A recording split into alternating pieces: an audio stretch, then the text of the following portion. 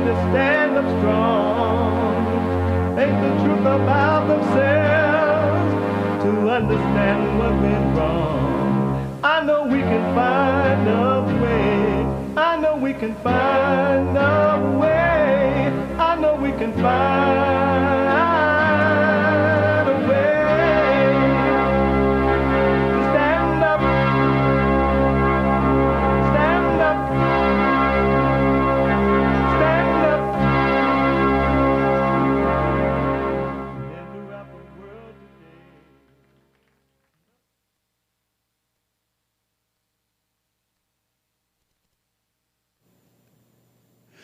Uniting the races with truth instead of dividing them with lies. We're also rebuilding the family by rebuilding the man. I am Jesse Lee Peterson. Good morning. Welcome to the show. Hi, y'all. You can get involved by calling 888-7753, 773-888-77-JESSE. I am Jesse Lee Peterson. My biblical question for this week, what ties you to your parents? What ties, T-I-E-S, what ties you to your parents? Amazing question, right? We have every way that you can watch and support the show listed on JesseLeePeterson.com/show. JesseLeePeterson.com/show. And you can also listen to the show if you're busy and you're not able to watch it live right now. Your podcast later, of course. But you can be listening no matter what you're doing. It doesn't matter what you're doing. You're getting a job at the airport, but you're not qualified, but you get it because you're black and female. Whatever you're doing, you can be listening to the show by calling the listen line on your iPhone or iPad at 641-793-1500. 641-793-1500. Follow us on social media. JLP Talk on X and Jesse Lee Peterson on Instagram. We're on rumble.com/Jesse Lee Peterson and Cozy, COZY.TV. Cozy, COZY.TV. Cozy. COZY.TV. Amazing, huh? Like, follow, ring the bell. Y'all know what to do. Y'all know what to do. And to donate and have your comments read out loud. To donate and have your comment read out loud, go to buymeacoffee.com/JLP Talk or rebuildingtheman.com. All right? It's Friday. And some of you are new. You might not know. But Fridays get it off your chest days. Get it off your chest Friday. And whatever is on your mind, express yourself Friday. You Tom like a mug. You need to go and get yourself bleached because everything you say about black people and you sitting up there looking like a tar baby. It might sound like a semantics argument, but he's a gray alien. I wonder if he's been smoking pot. But that marriage comes before your children. It's about me. Hey, daddy's home, and all the kids would run to the front door, and they'd all clamor on dad. Makes him feel amazing. They're so happy to see him. Dad, Mom Mom is crazy. And I'm at the back of the line. And we changed that to him coming home and saying, where's Mom? Mom gets my first kiss. Said that it's time for uncomfortable conversations. Really, when it comes down to it, it's the white race, it's the white community that's going to have the open, difficult conversations. Is Dad gone crazy? A certain senator that is now off the market. She said yes. Mindy, thank you for making me the luckiest man in the world. Do we know much about her? Yeah, she's a divorcee. She has 3 kids, and she's an interior designer.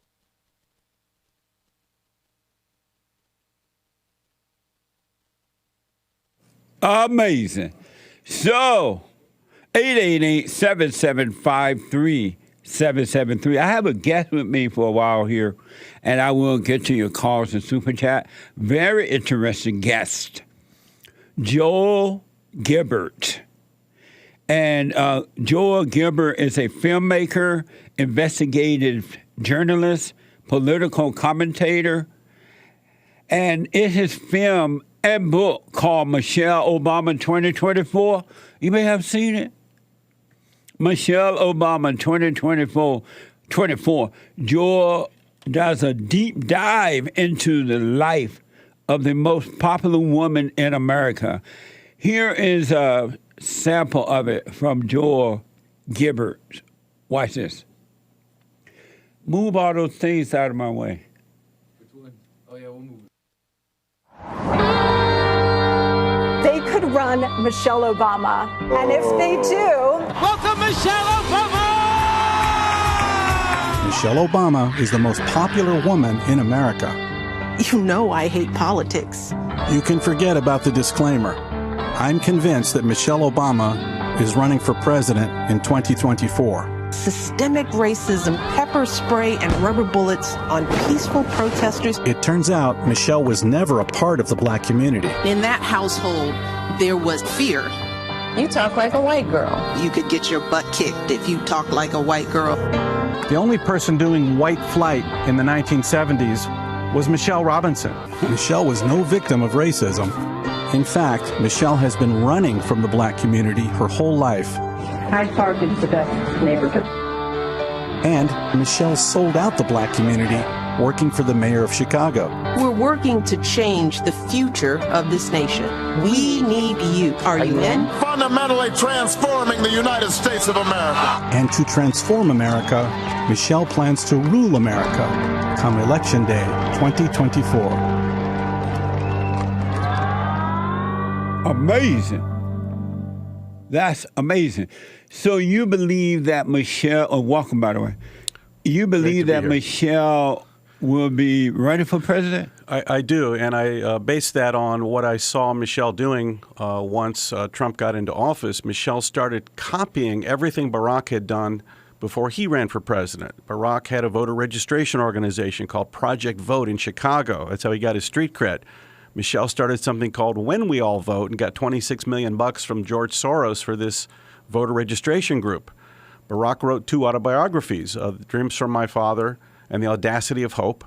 Sure enough, Michelle went and wrote 2 autobiographies, Becoming, big national bestseller, and The Light We Carry. They're both also on Netflix as movies. And then, of course, Barack was the keynote speaker who introduced introduced John Kerry at the 2004 Democrat convention. Sure enough, Michelle was the keynote speaker to introduce Joe Biden. So I'm seeing her copying all the things Barack did, keeping a very high profile. And she's very political. Just last week or so, she started talking about how afraid she is if Trump wins. I saw that. So I think, Michelle's the best-loved Democrat. She's the most popular person in the country, if not the world. She has a huge 100 million people on her social media. And I think she's positioned herself to take over for Biden.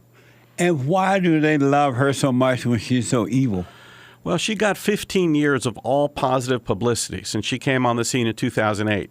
The media gave her hundreds of fawning interviews, hundreds of magazine covers, fashion covers. Didn't start out so great. You might remember in 2008, she was running around the country promoting Barack's candidacy, and she was very nasty, anti-American speeches. Yeah. You can't pay your mortgage. Don't get sick in this country. You can't afford food. You can't afford childcare. Very anti-American speeches. And she kind of went over the top one night and said, well, Barack won a primary, so for the first time in my life, I'm proud of my country. Now, she said a lot worse things than that, but the media picked up on that, and that's when the Obama campaign told her, look, people are paying attention to you now. We could lose. People are going to hate you like they hate Hillary. And so she took a step back and got a speechwriter the next night, and she said, oh, I hate politics. I just want to be the mom in chief. So she's kind of taken a step back and pretended to be this kind of non-political person. So that's her biggest political strength. She can come on the scene and say, well, you know, I had a great life, but I just want to bring us all back together. Remember how much you love the Obama years. We didn't have any scandals. So she is a very beloved figure because of the 15 years of all positive media coverage. And so who love her? Is it just the blacks and the liberals? Because everybody else, Republican or conservative, understand what she's about, right? Correct, but she's a pop culture phenomenon. I mean, I was at the YouTube Theater here in Los Angeles back in December when she did this interview with Oprah that they filmed for HBO. I went 2 hours early thinking I'd just talk to a couple people and relax. I was there 2 hours early. Everyone had a ticket, but they were lined up for miles. She's so popular, she can fill up stadiums. So, really? Yeah, oh yeah. She's appealed, if you look at her Twitter, she's been appealing to the kind of the Oprah crowd, suburban women, minorities. Oh. She's been working that audience for years, trying to develop that political support. But what about that female Kamala Harris, the so-called vice president? Yeah. How would they skip over her? She black. How would they skip over her and pick Michelle? There's a couple of reasons. Number one, Kamala is not a popular person. She didn't even make it to the first primary in Iowa, 4 years ago. I don't think the black community even really considers her to be black. She's not African American. Her mother's from India. Her father's from Jamaica. And Kamala grew up in Canada, so she has no common experiences with the black community. I don't think there's very much attachment to her. And so I think just like when Hillary ran for president and Joe Biden was kind of looked over completely, I don't think anyone is going to miss or even think about Kamala Harris if Michelle says she's running for president. And I think it's going to go down in the early summer, late spring. Biden will be told not to run, or he'll say any number of excuses. Health, he's got to pardon Hunter, he's being impeached by the House, he thinks the country will be better with someone else. And the way it works is, even though he has all the delegates now become irrelevant. If a candidate drops out or dies after he gets the delegates, the vote goes to the Democrat National Committee, 200 people. They're the ones that vote, and the delegates are done. So clearly they'll turn to Michelle, who has all the popularity and can raise $100 million in 2 weeks. Does Kamala Harris know that she's not important? Does she know she's not popular, or does she think she is?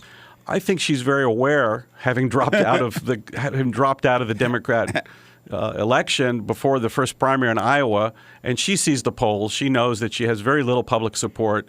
She really can't give a speech without sounding silly. I know. So I don't. I don't think she's going to complain too much. Really? Yeah.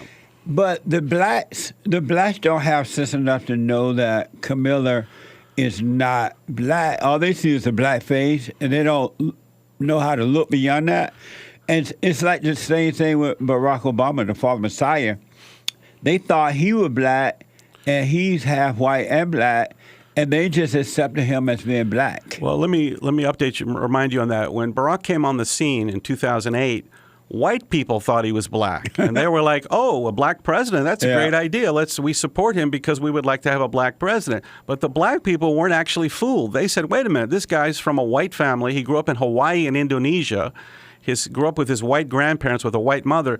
They did not initially accept him as one of them, and it took a lot of work from Michelle. You can watch in my movie, by the way, you go to michelleobama24.com. You can see the trailer and all the info.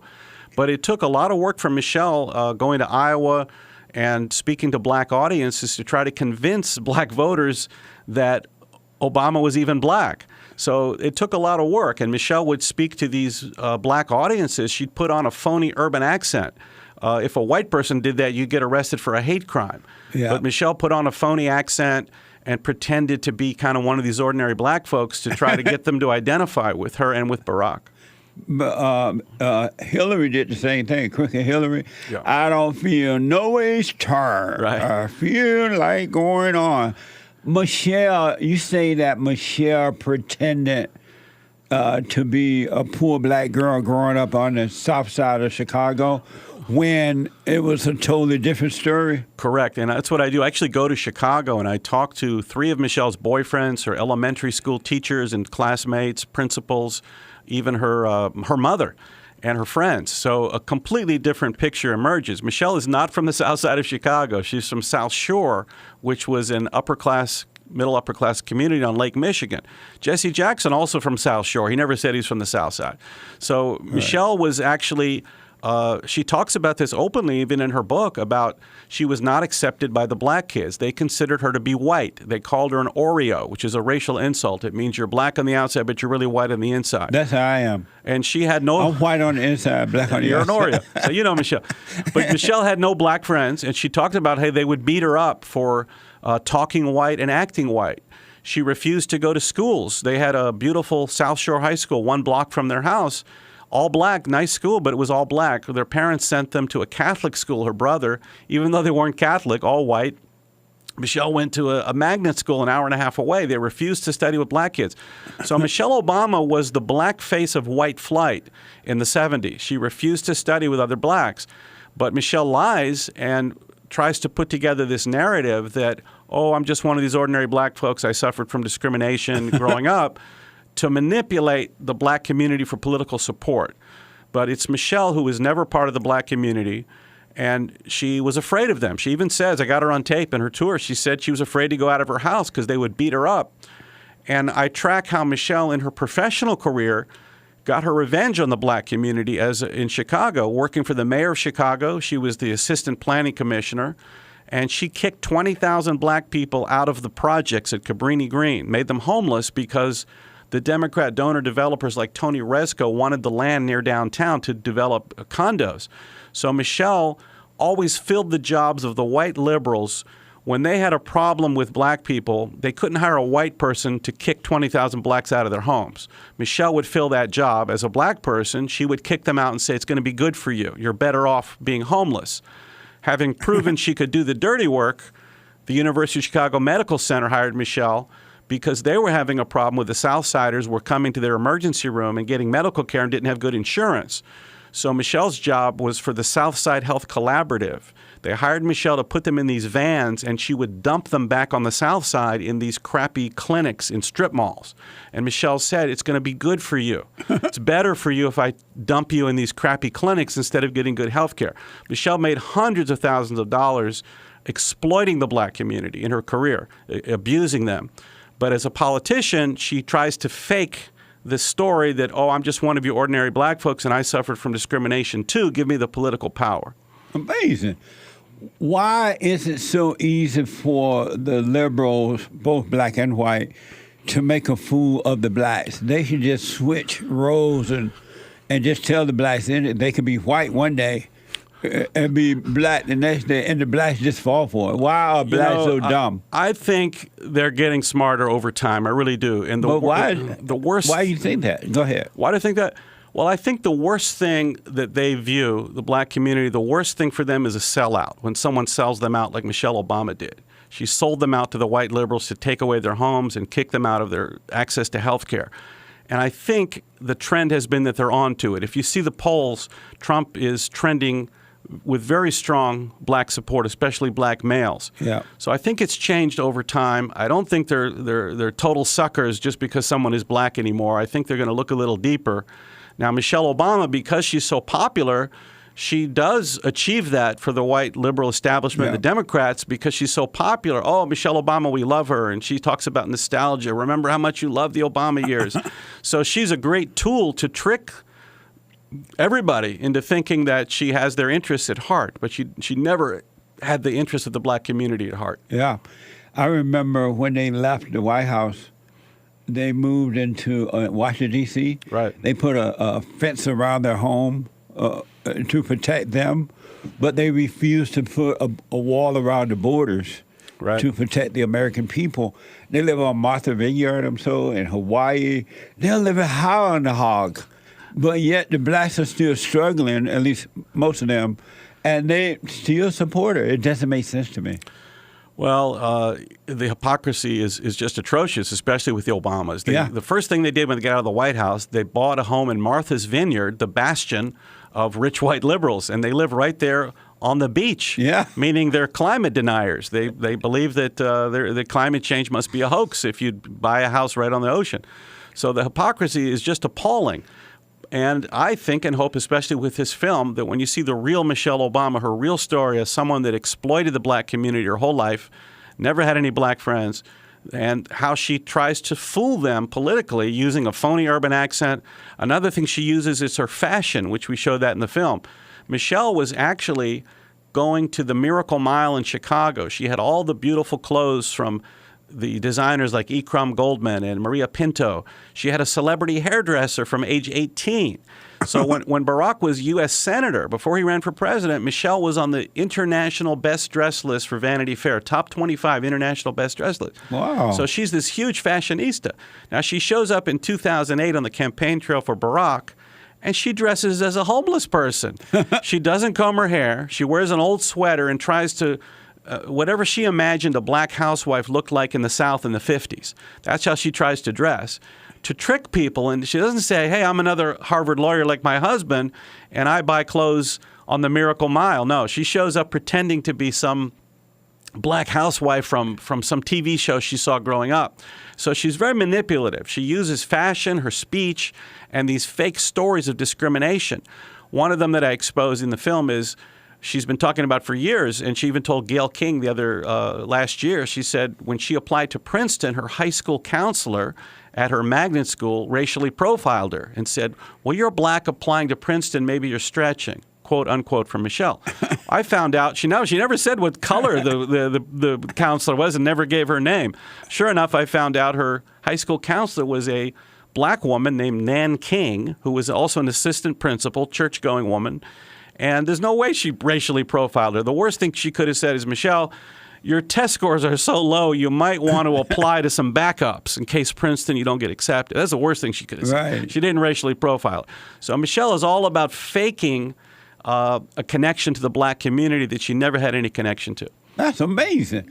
You know, back to Obama, you said there are blacks who recognize that he was black and white because of the way, but I never heard, for the most part, blacks refer to the fallen Messiah as white. They always heard that he was black, and they expected him to do something for them if he became president. Right. And once he did nothing for them, Correct. whatever that was they was expecting.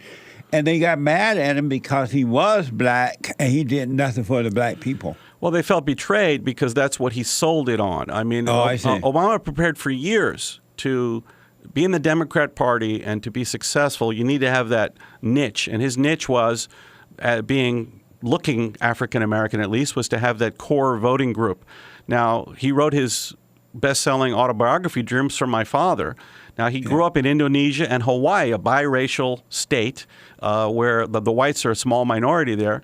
And for instance, in his autobiography, he tries to make it out like, similar to Michelle, that he's been some victim of discrimination to build street cred with the black community. So he says things like he was on the basketball team at high school, but the coach wouldn't let him play because he was black.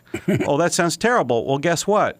I talked to Obama's best friend growing up in high school, Keith Kakagawa, and he said Barack was on the team because he was relatively tall compared to the Hawaiians, but he couldn't shoot or rebound, and that's why he didn't start. So the white side of him couldn't jump. It couldn't jump, couldn't shoot. So Obama has used race to manipulate black voters, as you said, into thinking that he has their interests at heart. When the Obamas got in the White House, of course, Michelle went back to being a big fashionista. Obama had all whites in his cabinet. He did nothing for the black community. He brought in illegals, and he pursued this radical socialist policy that nobody voted for. What's wrong with the blacks? They keep believing in 2024 now, they still believe that they're being discriminated against, they're being held back because of color and all that. And so whenever liberals want to win an election or something like that, they always fall back on that and tell the blacks, well, I'm going to do for you because you're being discriminated while they're just getting whatever they want in life. Why do the blacks still fall for it? I'm not getting that in 2024. Well, it's a use of emotion. It's a use of emotion. You see Nikki Haley doing that on the Republican side. Yes. She says things like, the other day she said, in South Carolina, I grew up in the deep South, and every day people picked on me growing up because of the color of my skin. Now, I grew up in East Tennessee in the same era, same time frame. And in my school, there were black kids, there were Filipinos and Koreans. Nobody picked on them ever. Southerners are very respectful and very, very traditional, respectful, polite people. Yep. They would never have picked on Nikki Haley every day of her life. So she's looking to that narrative of creating an emotional connection through suffering. Same thing that Michelle did. My high school guidance counselor racially profiled me. I was held back in life because of my skin color. It's a way of manipulating emotion to prevent people from using common sense. That's a very good point, man. You're absolutely right. Yeah. Are you white? Am I white? Do I look white? You look Jewish white. I am Jewish white. You Jewish? Yeah. And you white? And I'm actually half Sephardic, meaning my mother's family are from Morocco and Algeria. So we have a mix of different Jewish sides. I've said over and over again that if I was God, the only way a person can get into heaven, they will have to visit Israel while on earth. Okay. If they didn't visit Israel, they couldn't get into heaven.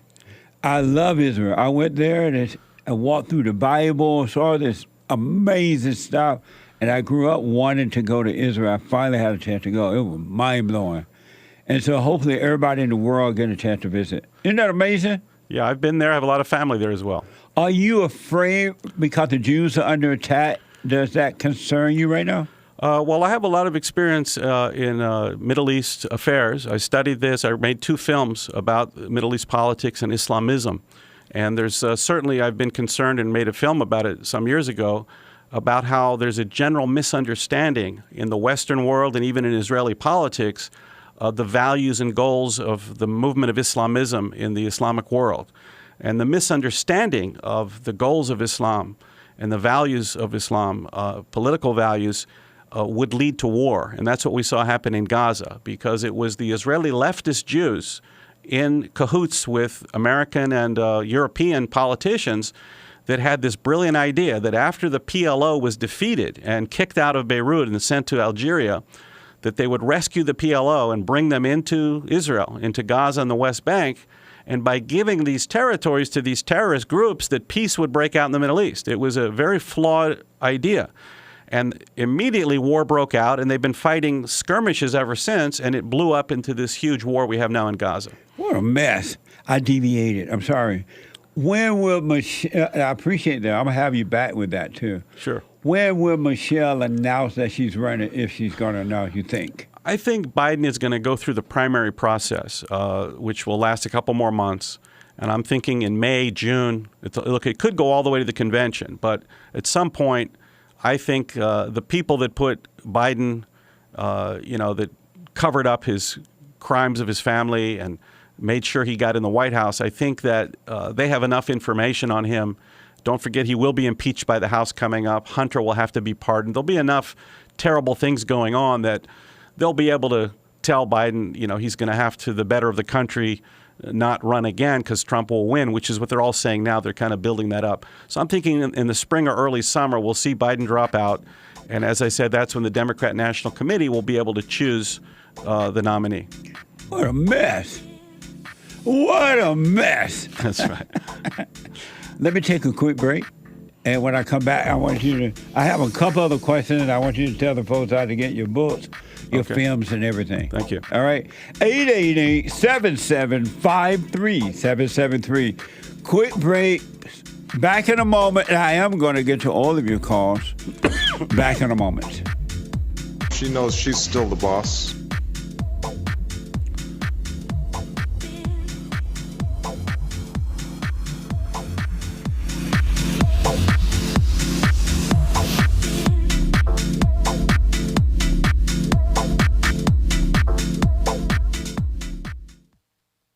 You can't run from evil within yourself or outside of self. You got to deal with it. And you need good in order to deal with evil. And God is good. You need to return to the Father. And you'll see within you, he will fight the battle for you. And he will fight it without, because he will show you how to deal with it. And you will have no fear. Love God with all your heart, all your soul, all your might, along with nothing else. Nothing else means yourself, your children, your wife, your things, your ego, your reputation, and all that. You can't care about any of that. The children of anger will use it to control you. But if you love God, he will renew your mind, and none of those things will be before him. And so when they go after you, oh, well, you may take my body, you may take my things, but you're not going to take my soul. And that's a true reality.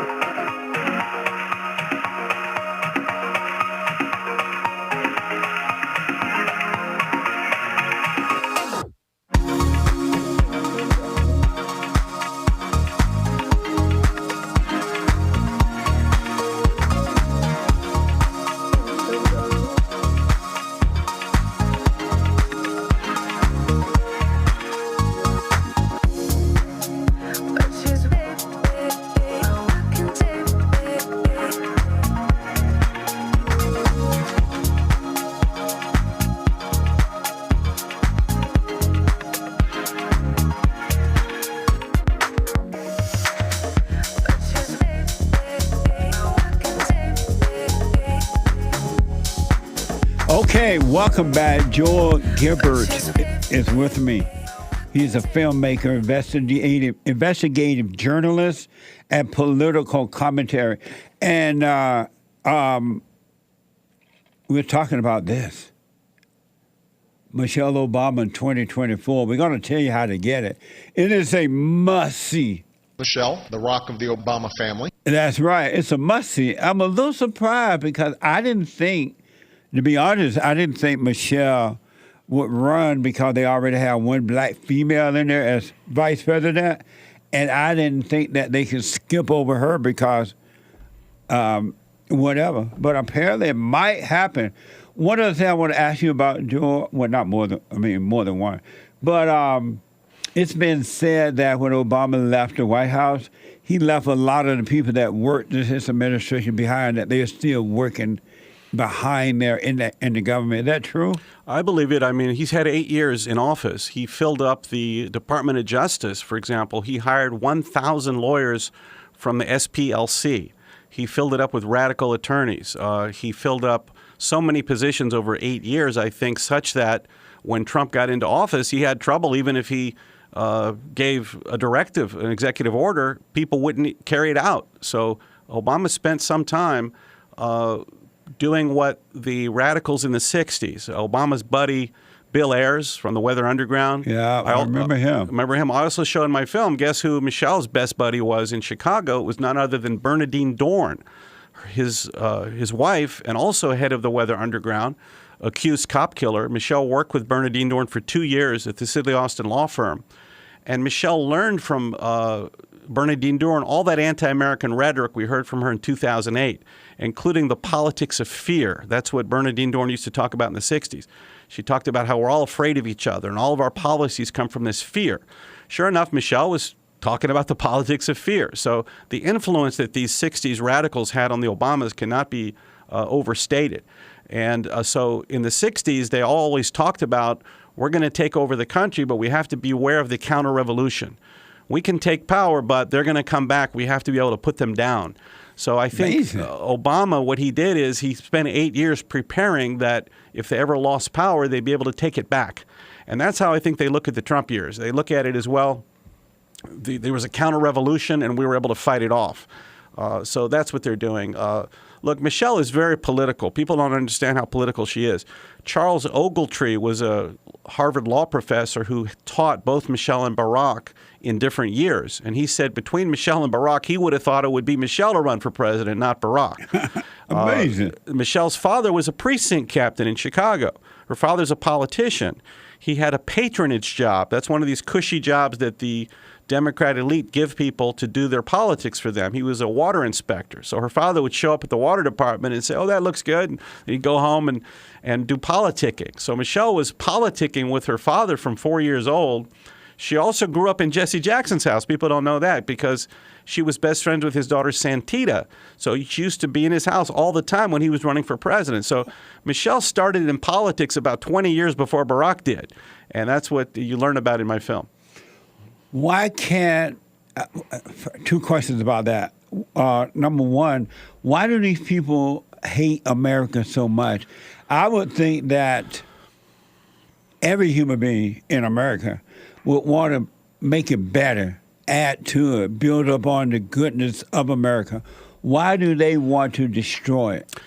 It's a flawed ideology. They hold America up they judge America instead of against the rest of the world. They judge America against the perfect world, the perfect utopia. I made a film called There's No Place Like Utopia some years back. And that's the socialist kind of communist ideal. They want the perfect world. And they say, well, America is not perfect, so we need to destroy it to rebuild the perfect society. So they look at middle America, for example, middle-class America that goes to church and has a couple of kids and pays their taxes. They say, well, middle America is what supports the capitalist system. It wouldn't exist without these people. So they make the middle class their enemy. They want to destroy the economy. They want to destroy families. They want to destroy everything because in their minds they want to build this perfect society that we know from history actually never works out. Right. When you try to save 100 million people like the Soviets did and Pol Pot and Mao, you end up murdering 100 million people. That's amazing. I want to play something for you and get your response to before you leave here. Sure. This is on X, formerly known as Twitter. Tucker Carlson said February 16, 2016, that's the day Donald Trump made a blood enemy of the federal government. Watch this from CBS. The Iraq War and your opposition to it was a sign of your good judgment. In 2008, in an interview with Wolf Blitzer talking about President George W. Bush's conduct of the war, you said you were surprised that Democratic leader Nancy Pelosi didn't try to impeach him. You said, quote, which personally I think would have been a wonderful thing. Obviously, the war in Iraq was a big, fat mistake, all right? Now, you can take it any way you want. The war in Iraq, we spent $2 trillion, thousands of lives. We don't even have it. Iran is taking over Iraq with the second largest oil reserves in the world. Obviously, it was a mistake. So George Bush made a mistake. We can make mistakes, but that one was a beauty. We should have never been in Iraq. We have destabilized the Middle East. They lied. They said there were weapons of mass destruction. There were none, and they knew there were none. There were no weapons of mass destruction. All right. Governor Bush. So did Donald Trump become the enemy of the federal government because he wasn't for wars?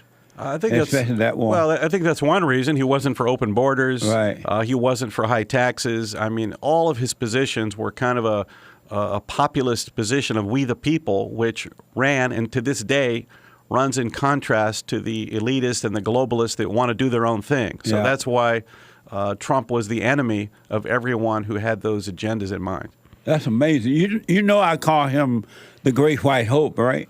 No, I didn't know that. Oh, man. I call Donald Trump the Great White Hope. Look at all my Trump stuff. Oh, fantastic. Let me see what he has to say today. All right. They say, is Donald Trump an intellectual? Trust me, I'm like a smart person. Amazing. Well, I would say what he often says, Trump says, you know what? It's just common sense. He said, look, I'm not some huge genius.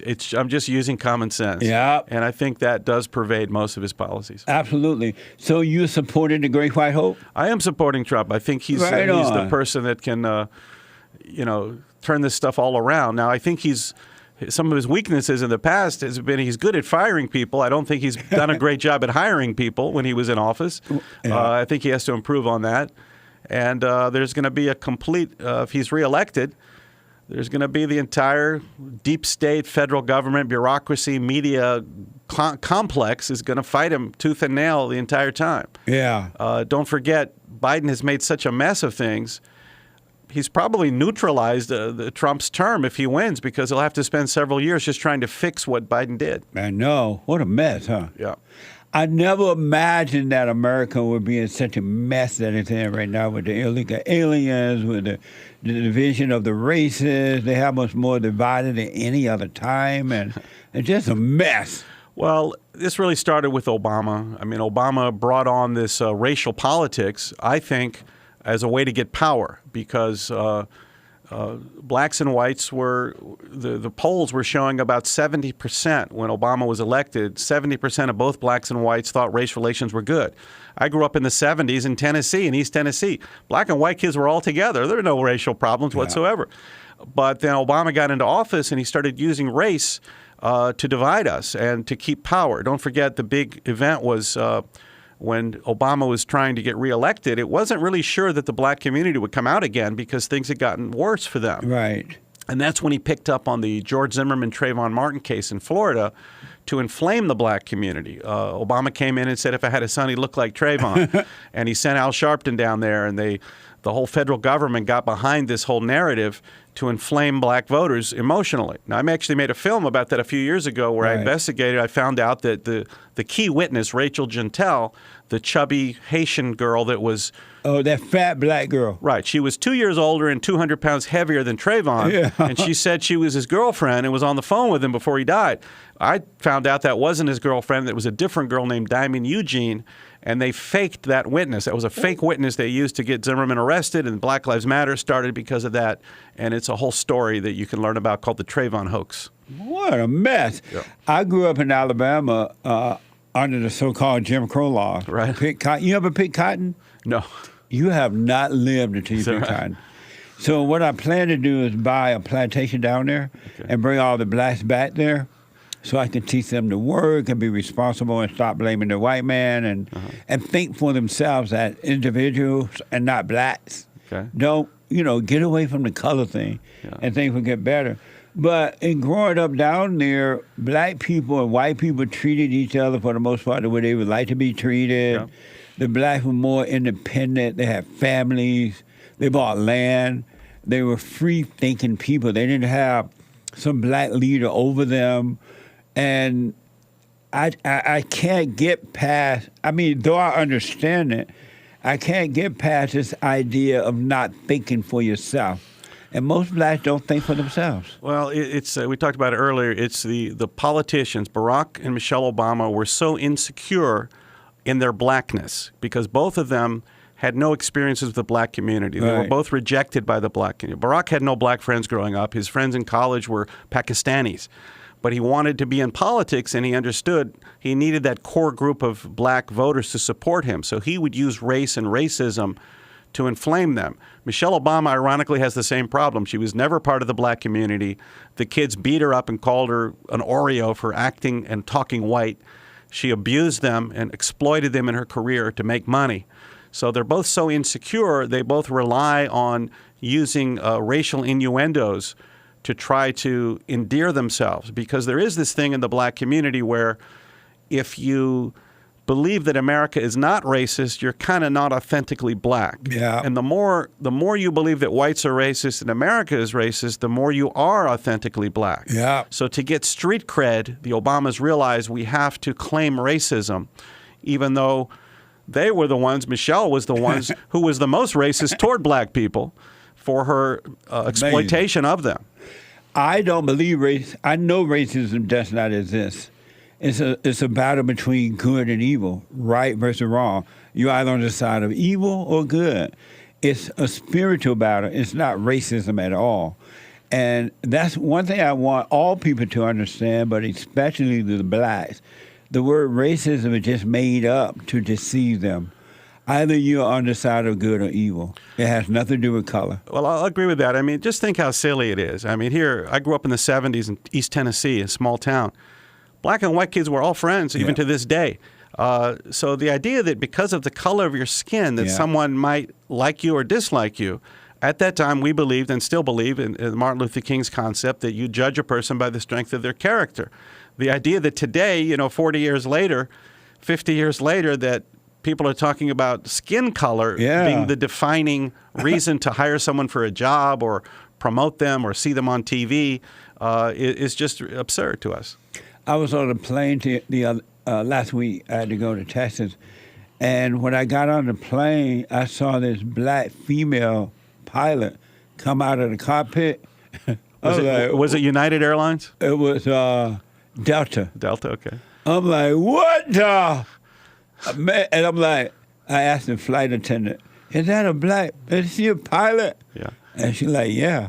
I'm like, is she affirmative action? And then I found out that there was a white male pilot in there with her. Okay. I felt a little better. Well, look, the whole DEI thing has divided us because Yes. it causes us to doubt situations. Yes. If we didn't have DEI and you saw two black pilots, you'd feel fine. That's right. But because of DEI, it creates this doubt. Well, why is that person there controlling this airplane? I know especially United Airlines said that they have too many white pilots. So that tells you that they're going to recruit minorities and promote them and lower their standards in order to achieve those DEI goals. So it creates this division in society unnecessarily. And plus, hardly a day goes by now where you don't hear of some near-miss flight airplane thing, doors falling off. Yeah.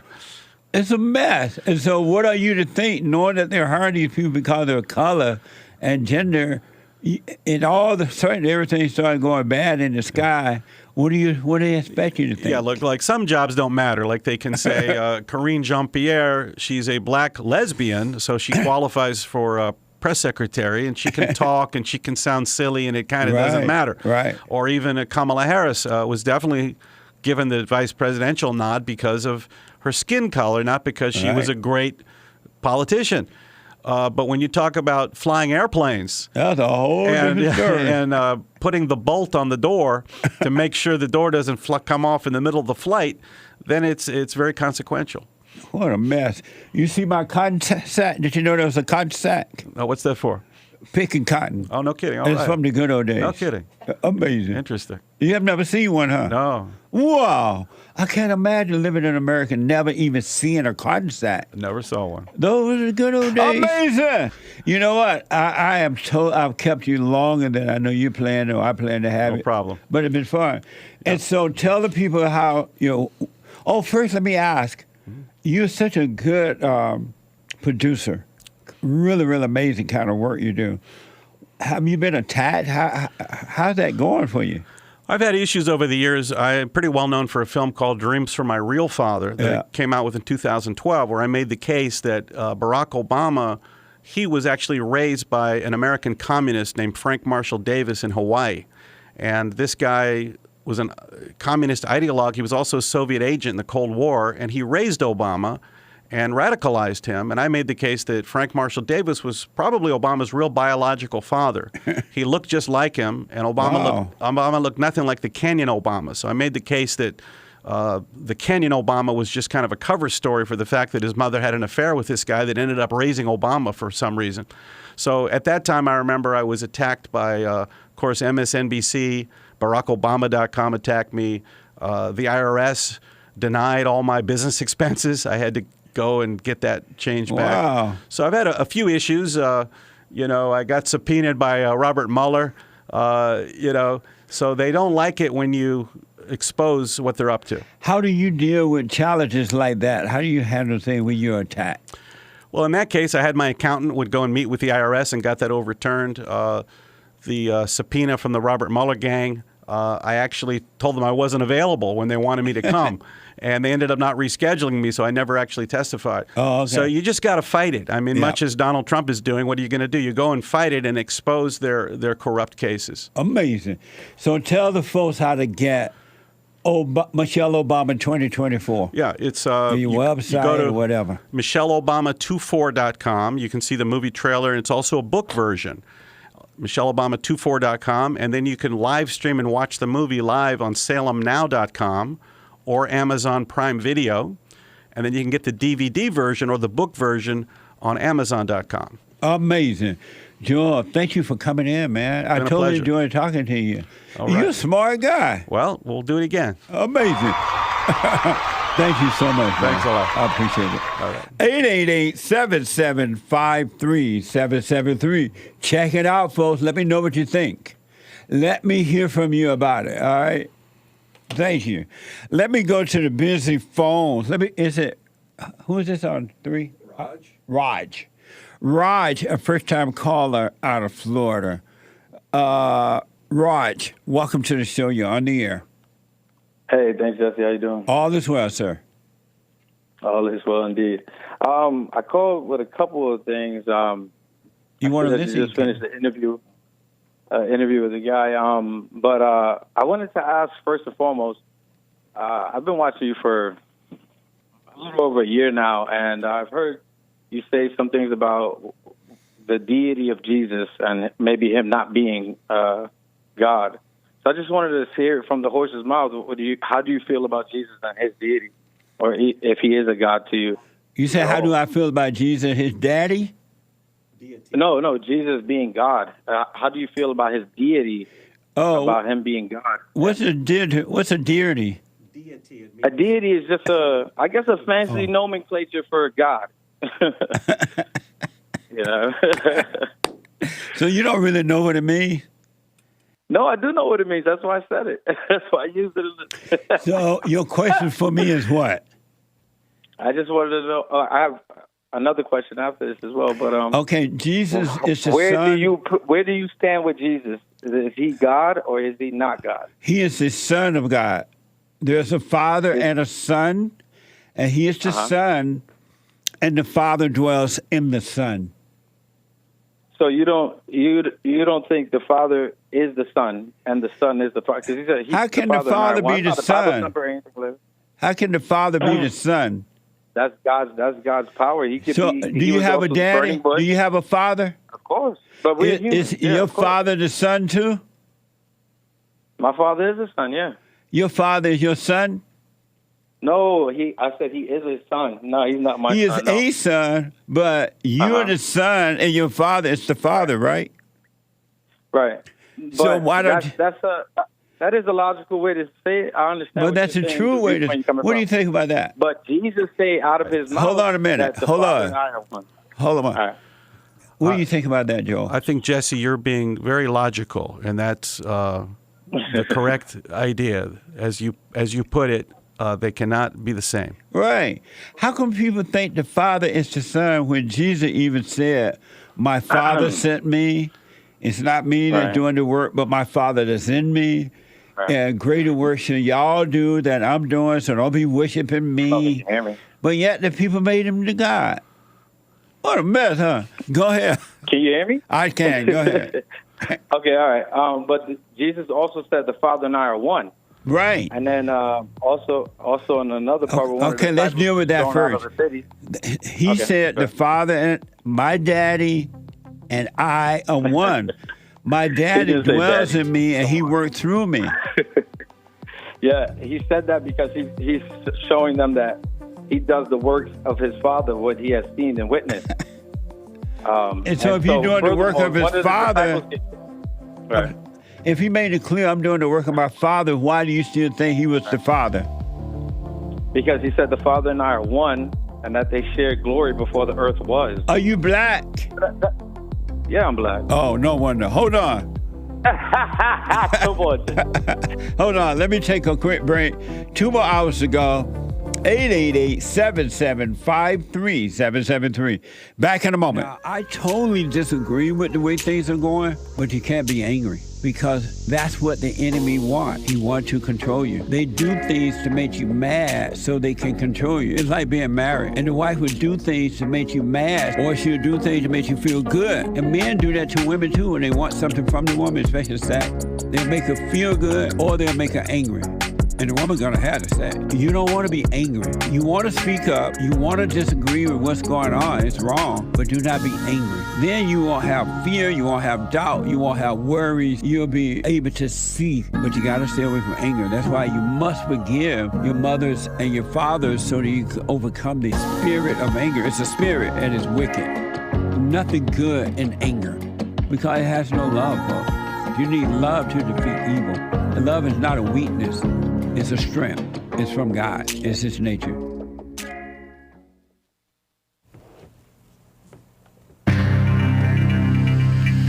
A whole lot of mess going on in the world. This is the end of hour one already of Get It Off Your Chest Friday. It's January 26th, AD 2024. JLP will be right back for hour two, right back to your calls. There is one line open. Hang tight, callers. But first, Hake news, not fake news. Chin up, Tesla kings. CNN reports shares in Tesla plunged as much as 12% on Thursday, wiping $80 billion off the company's market value hours after they warned of slowing growth in electric car sales in the face of intensifying competition from global rivals, if you believe in the globe, which I do. Tesla also recently lost the lead in global EV sales, electric vehicle sales, to Chinese automaker BYD. The globe here. The flat earth globe. BYD, get your BYD. The anti-white UN versus Israel. Commie Nonsense Network. CNN reports the evil UN's silly International Court of Justice, or am I wrong that I'm calling it silly, is expected to deliver their self-important ruling today on whether to enact provisional measures to suspend temporarily Israel's military campaign in Gaza. This comes after the anti-white South Africa, of all countries, ironically, accused Israel of genocide in an unprecedented, meaning ridiculous, case of the so-called court earlier this month. You may have heard about it. The country's leadership was intent on destroying Palestinians in Gaza, alleged South Africa. Israel has rejected the accusations, calling them false and grossly distorted. South Africa has asked the court to enforce provisional measures to protect the rights of Palestinians in Gaza from imminent and irreparable loss. The measures would function as a kind of restraining order to pause the conflict, the Israel-Palestine war, while the full case progresses through the court, which could take years. What a joke. Doubt that it'll happen. I don't know how they're going to enforce it. I don't know. And Trump trial. Speaking of joke trials, Commie Nonsense Network CNN reports closing arguments begin today in Our Greatest President, Donald J. Trump's civil defamation trial to determine how much he will have to pay that writer/silly gal, E. Jean Carroll, whom you may have seen on American Anchor Baby yesterday. The former magazine columnist alleged without evidence that Trump R-worded her, raped her in a department store in the mid-1990s, and then defamed her when he denied her claim. So she gets to defame him all she wants. Okay, you do the math. Woman world. In a separate trial last year, a so-called civil jury made the pretend finding that Trump sexually assaulted or sexually abused E. Jean Carroll and defamed her. She defamed herself, right? In 2022 statements, Trump briefly took the stand yesterday, to deny the claims as he seeks to avoid a multi-million-dollar joke of a jury verdict against him. He also sought to advance the narrative that he is a victim of a broad conspiracy designed to block his return to the White House and make it white on the inside again, rather than black and dark and evil on the inside. And also, they're trying to damage his personal and business reputation, he said. Sounds true to me. Meanwhile, in America, record fog in the USA. More than 90 million people across the United States impacted by dense fog yesterday, Thursday. Conditions likely persist in several cities today, so say forecasts. Fog this week stretched from the Canadian border to the Mexican border, reached as far as the Northeast. Few alerts were also active along the West Coast. Tuesday, Wednesday, and Thursday were nearly 3 of the foggiest days in terms of forecast zones covered in nearly 2 decades, said one meteorologist to CNN. The fog follows a week of severe weather, featuring ice, snow, rain, and a dramatic warm-up for much of the country. The evaporation is overloading the air near the surface with moisture and creating thick fog that continues to lower visibility levels. Make sure you catch The Fallen State with Jesse Lee Peterson today. It's going to be a fun one. It's a white man, a former judge. Right on. TheFallenState.tv. I'm James Hake. Now back to JLP. Hour 2.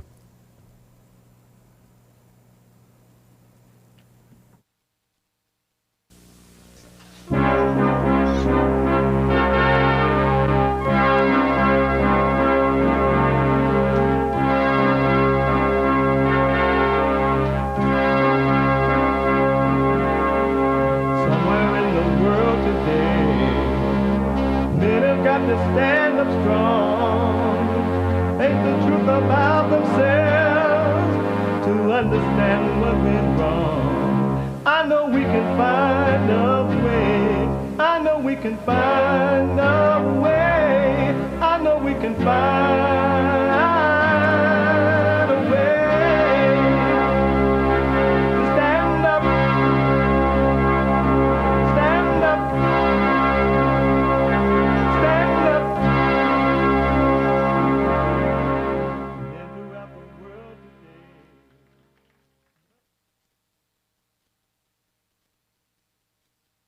Uniting the races with truth instead of dividing them with lies. We're also rebuilding the family by rebuilding the man. I'm Jesse Lee Peterson. Welcome to the second hour of the show today. You can get involved by calling 888-7753-773. 888-77-JESSE. Jesse, Jesse. My biblical question for this week. The biblical question, and it's a doozy. What ties you to your parents? What ties you to your parents? We have every way that you can watch and support the show listed on JesseLeePeterson.com/show, and thank you for your support. Also, if you're out and about anywhere around the world, and if you're a flat earther anywhere up and down the world, you can listen to the show on your iPhone or iPad. I knew you messed up that camera. I can't believe they let you touch it. You messed that camera up last time. No. I fixed it. Where, Billy? Where Nick? He black. Oh, man. Joey touched the camera and have been the same since. What made you run ahead and touch it in the very beginning anyway? To make it. You mean well, though. To fix it. You know, black people don't know how to fix nothing. What's up? You have to call up on the white man. I'm 30%, so 30% fixed it. He's 30% white. He said, Joel touching the camera. Is it fine now? It's good now. What? Yeah, it's good now. Back to normal. Is it really? Yeah. I guess we'll find out. Anyway, you can listen to the show on your iPhone or iPad by calling 641-793-1500. 641-793-1500. And if you're out and about, you can podcast later, of course, so don't worry. You can podcast the show. Follow us on social media. Like, follow, ring the bell, telephone, telegraph, tell a woman about the show. All right? Also, to donate and have your comments read out loud, go to buymeacoffee.com/JLP Talk, buymeacoffee.com/JLP Talk, or rebuildingtheman.com, all right? So, it's Friday. Every Friday is Get It Off Your Chest Day. Fridays are always Express Yourself Friday. You Tom like a mug. You need to go and get yourself bleached, because everything you say about black people, and you're sitting up there looking like a tar baby. It might sound like a semantics argument, but he's a gray alien. I wonder if he's been smoking pot. But that marriage comes before your children. It's about me. Hey, daddy's home, and all the kids would run to the front door, and they'd all clamor on Dad makes him feel amazing. They're so happy to see him. Dad, Mom is crazy. And I'm at the back of the line. And we changed that to him coming home and saying, where's Mom? Mom gets my first kiss. Said that it's time for uncomfortable conversations. Really, when it comes down to it, it's the white race, it's the white community that's going to have the open, difficult conversations. Has Dad gone crazy? Certain senator that is now off the market. She said yes. Mindy, thank you for making me the luckiest man in the world. Do we know much about her? Yeah, she's a divorcee. She has 3 kids, and she's an interior designer. Isn't that amazing? He's on his knees begging some female that been married before with children to marry him. What a beta. Mama's boy. Mama's boy all the way. Let's do this. I want to go back to the busy phone. Is it Ray J? Raj, a first-time call out of Florida, was asking me about Jesus being God. Raj. Yes, sir. Raj, just think about it. If he said, if Jesus said he had a father, right? Mm-hmm. And he is the son, right? Yeah. Right. How did you come up with the idea that the son is the father? Because he said the Father and I are one. He accepted worship from multiple crowds of people and the disciples, and also in the prophecy, for unto us a son will be born. I'm paraphrasing. I don't know if word for word. Right. But for unto us a son is born, and he shall be called the everlasting Father. So a son be called the everlasting Father even before he's born is another indicator that he and the Father are one. No, it's not. It's just that that's what the people call him. That doesn't mean that that's who he is. And he said that unto the world a son is born. He didn't say unto the world a daddy is born. No, he said unto the world a son is born, and his name will be called Everlasting Father, Prince of Peace, Wonderful Counselor, and all the governments will be on his shoulder. But those are just names. Right, those are titles, but Everlasting Father for a How son did you come up with the idea when you first decided to believe that Jesus is God? Where did you first hear that Jesus is God? Well, the way I grew up, I didn't grow up in any religion. Where did you first hear that Jesus is God?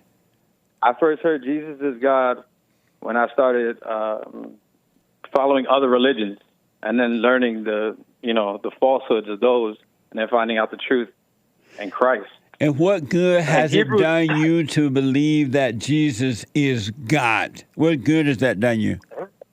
It's brought me peace, which I feel like is the only peace that he can give.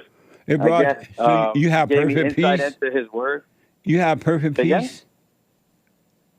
Well, we're faced with things every day. Do you have perfect I have peace? Peace at moments.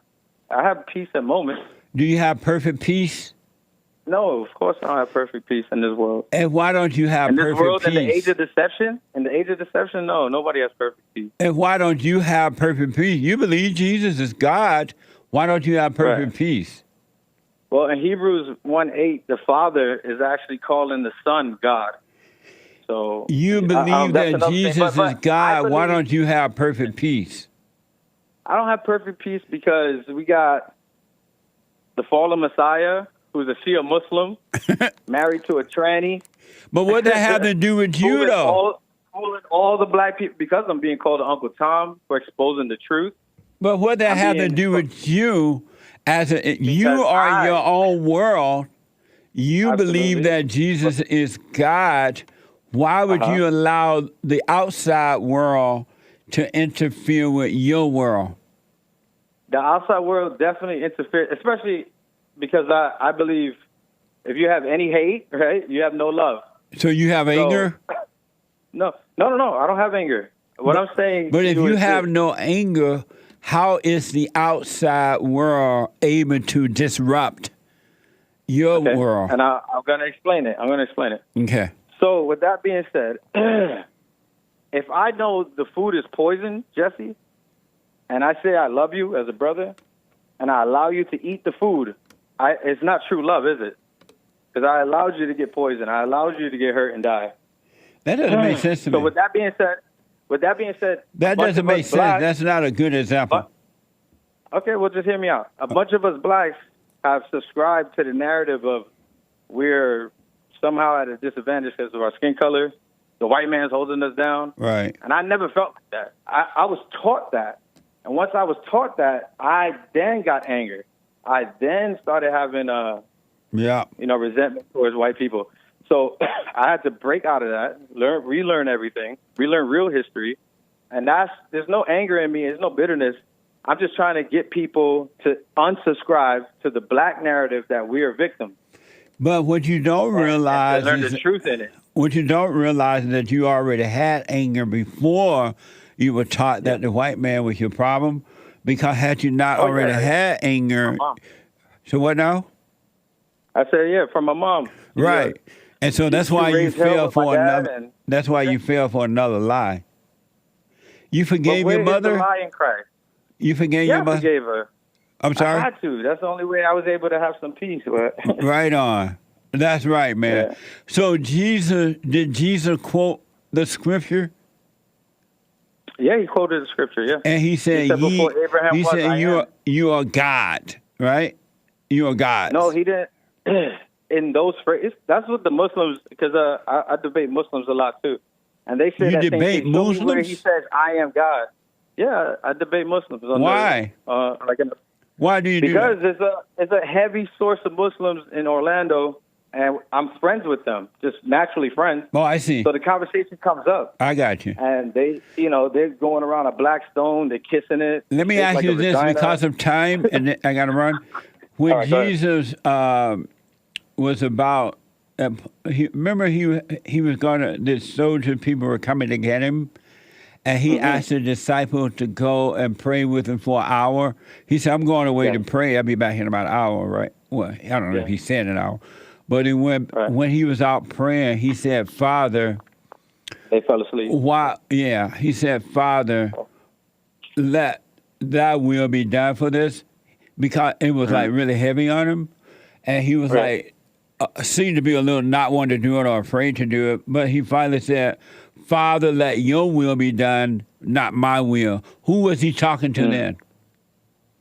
So he's 100% man, 100% God. No, I didn't ask that. I said, who was he talking to? Who was he talking to? Joe, what's your name? Raj.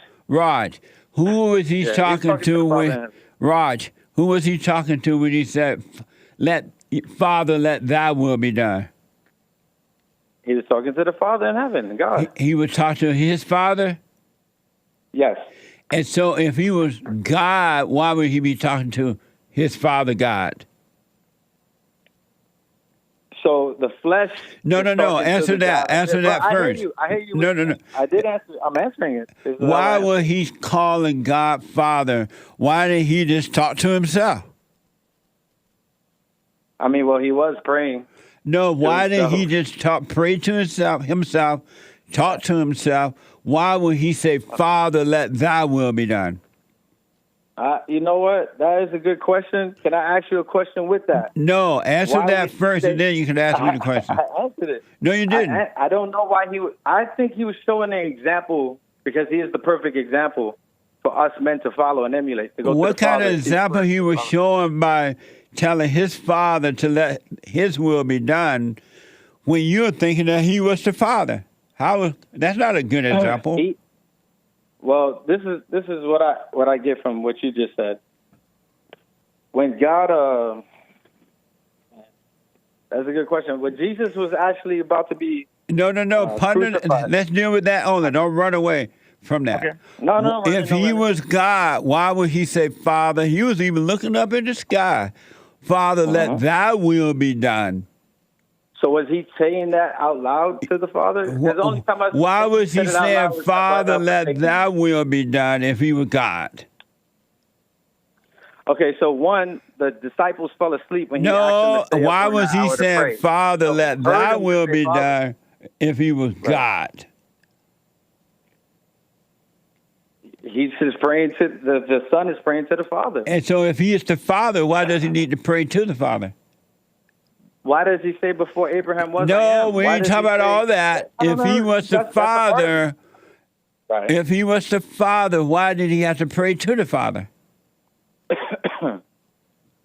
Like I said, I see he's showing us an example, the perfect example of a man. But look like he's Christ. deceiving you. You think he's God the Father. Why would he? Yes. How is that a good example? If he's But the Jesse, Father. that's what I'm saying. Jesse, what I'm saying is, if he says that the Father and I are one. No. Let's go back just with that only right now. If he was the Father, why would he say, Father, let thy will be done? He also said, let this cup pass over me. You're not answering the question. Because I said it, Jesse. The man, the 100% man, son of God, the 100% man, 100% God, the flesh was praying. Where did you get the idea that he was 100% man, 100% God? Where you get that from? All right, well, he was 40 days in the wilderness. No, That's not the jungle. Where'd you get the idea that he was 100% man and 100% God?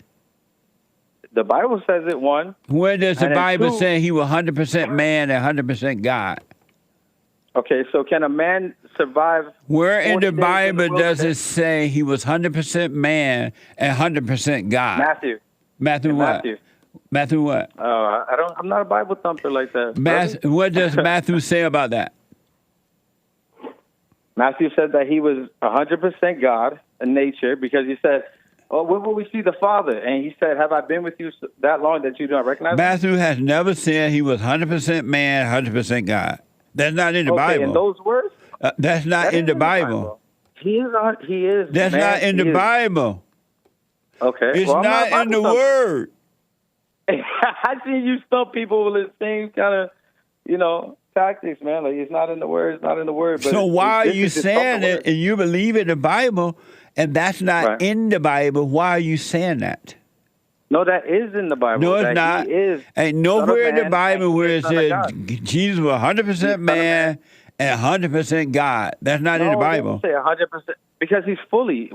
He's fully. All right, Jesse, would you send your son to die? Did you say Jesse, he's would full? You send your son to die? Did you say he's full? Did you say he was full? Yeah, I said he's. Yeah, and in the manner that he is 100%. Did you say he was full? Son of God. Yeah, he's 100% man, flesh. Where you get that from? from? Son of Man is Lord, even of the Sabbath day. Where you get that from? The Bible. What? And Matthew 12. No, that's not in the Bible. All right, but listen, I gotta run. It's not Bible Thumping Thursday. Call me on Bible Thumping Thursday. No. I just trying to get the stuff off my chest about Michael Obama. You know what I mean? But that's another thing that's made up. What the? That's not true. I got her. I got the voter. I got her sex change records and everything. What's your email? No, that's not what true, man. What is your email? No. No. All right, man. All right, call me again. Me, man. Oh, let me ask. I will. Do you believe the earth is flat or round? I believe the earth is flat. I knew you were a flat earther. Wait. But listen. I knew it. Because we see the big anyone that believes night. Jesus is fully man and fully God. If we was in a round globe, we would see different constellations every night. What? You see the Big Dipper every night. What? You see the Big Dipper every night. You see this Big Dipper constellation every night. What? The Big Dipper, Little Dipper. Jeff, you know what I'm talking about, man. Come on, man. I'm black and slow, too. Come on now. Jesse, man. Hey, it's been a pleasure talking to you, man. I will call back. All right, buddy. Take care. Thank you for your call. Later. All right. Of course. Amazing. 888-7753. 773. 888-77 Jesse. Jimmy, my, why don't you hurry back?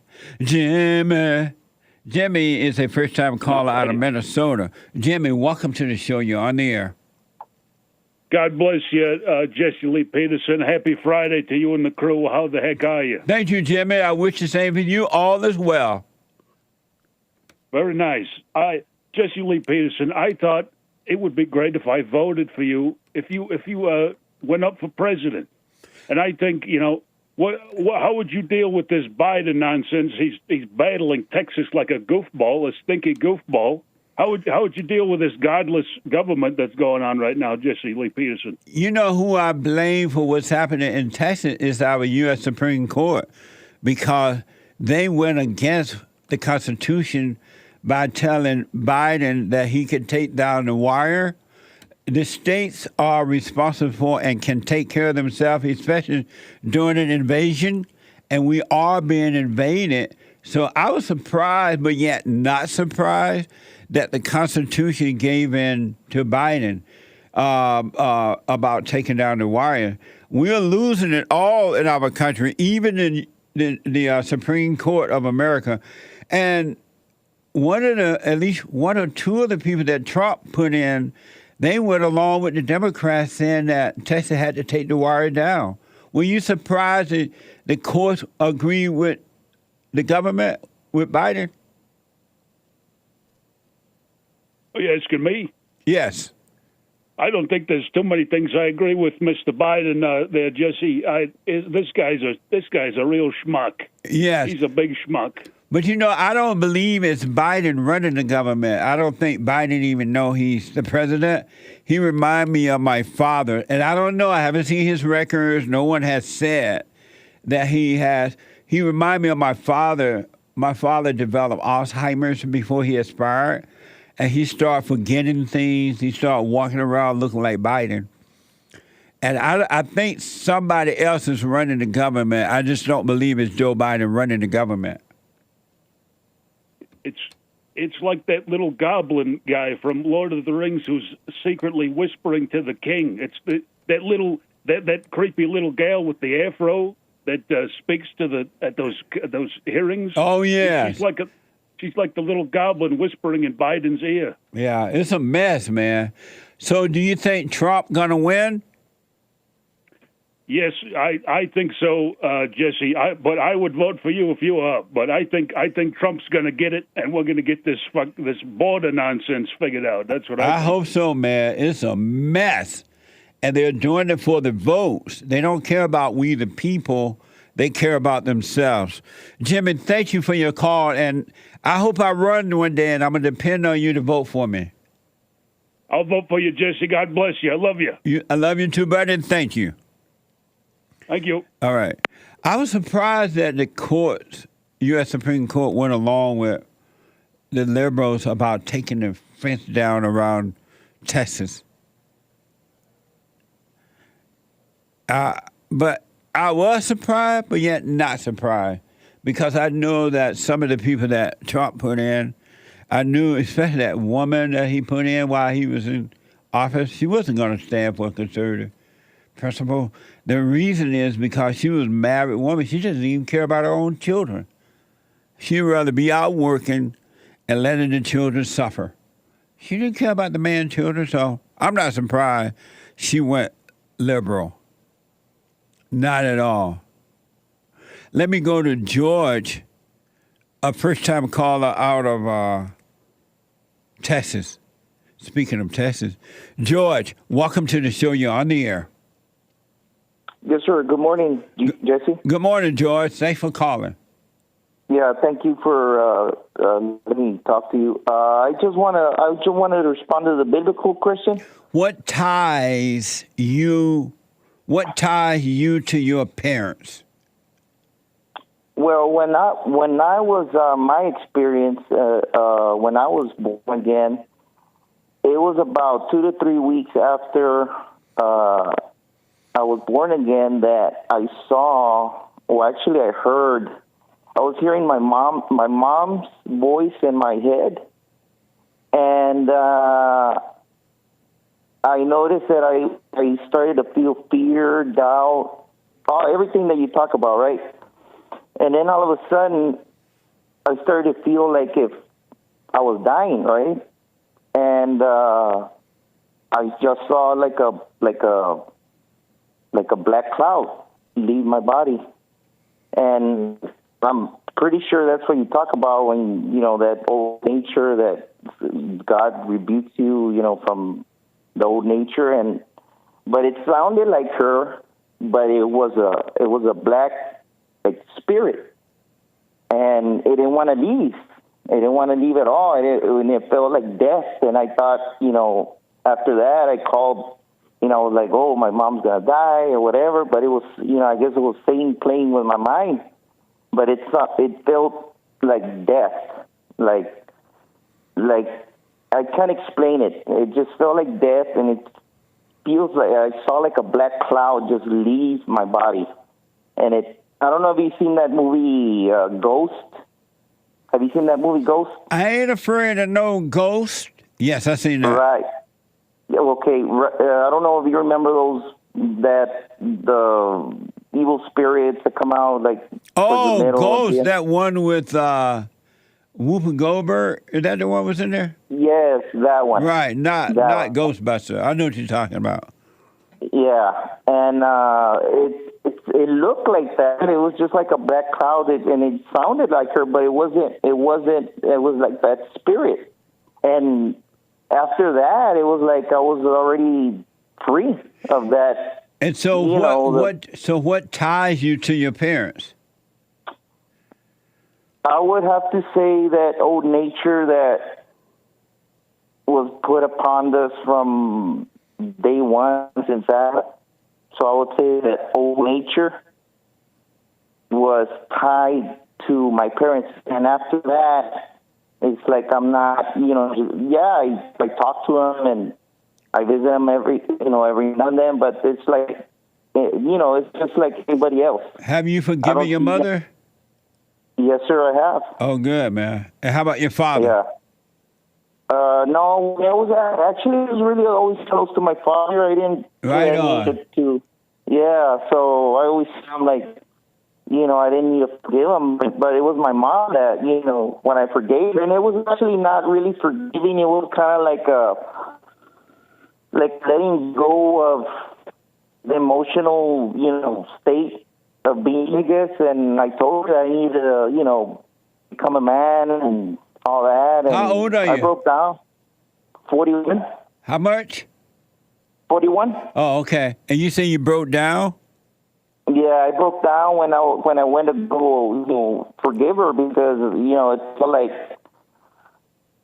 death. It was like I needed to let go of that, of her and just everything. Right and after that, I felt free, and 2-3 weeks later after that is when it happened. But yeah, everything that you say about voices and saying, playing with your mind and emotions and in the body, I experienced that. And after that, that happened with my mom, a week or two later, the last woman I was with physically was also rebuked out of my body.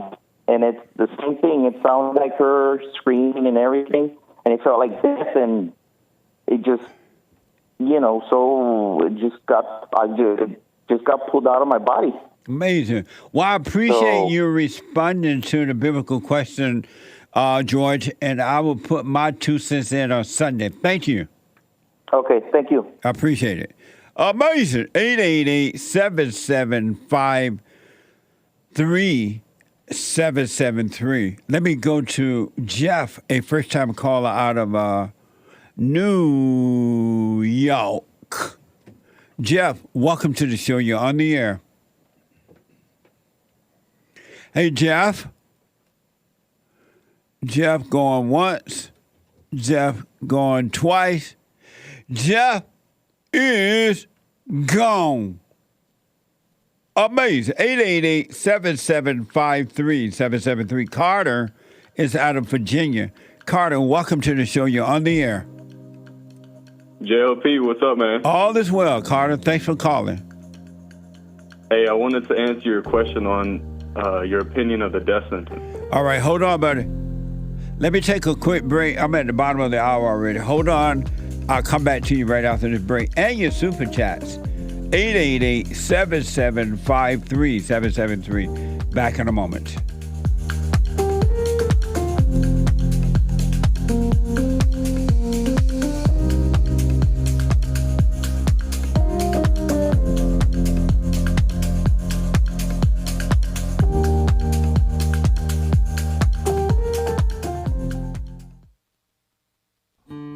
we have a counseling service, and I have to admit, thanks to God, it is the best counseling service on this side of heaven. I counsel with men and women, families, individuals around the world. Most people are unhappy, they're miserable, they have rough lives, they're depressed, suicidal, young and old, of all races. I understand, I know why, and I do understand it. Because exactly what's happening in me is happening with everybody outside of me, inside of them. And I've noticed that with those who really want to understand, they overcome it just like that, out of one counseling session. If you need counseling, you can go to rebuildingaman.com or call 800-411-2663. 800-411-BOND. Best counseling service on this side of heaven.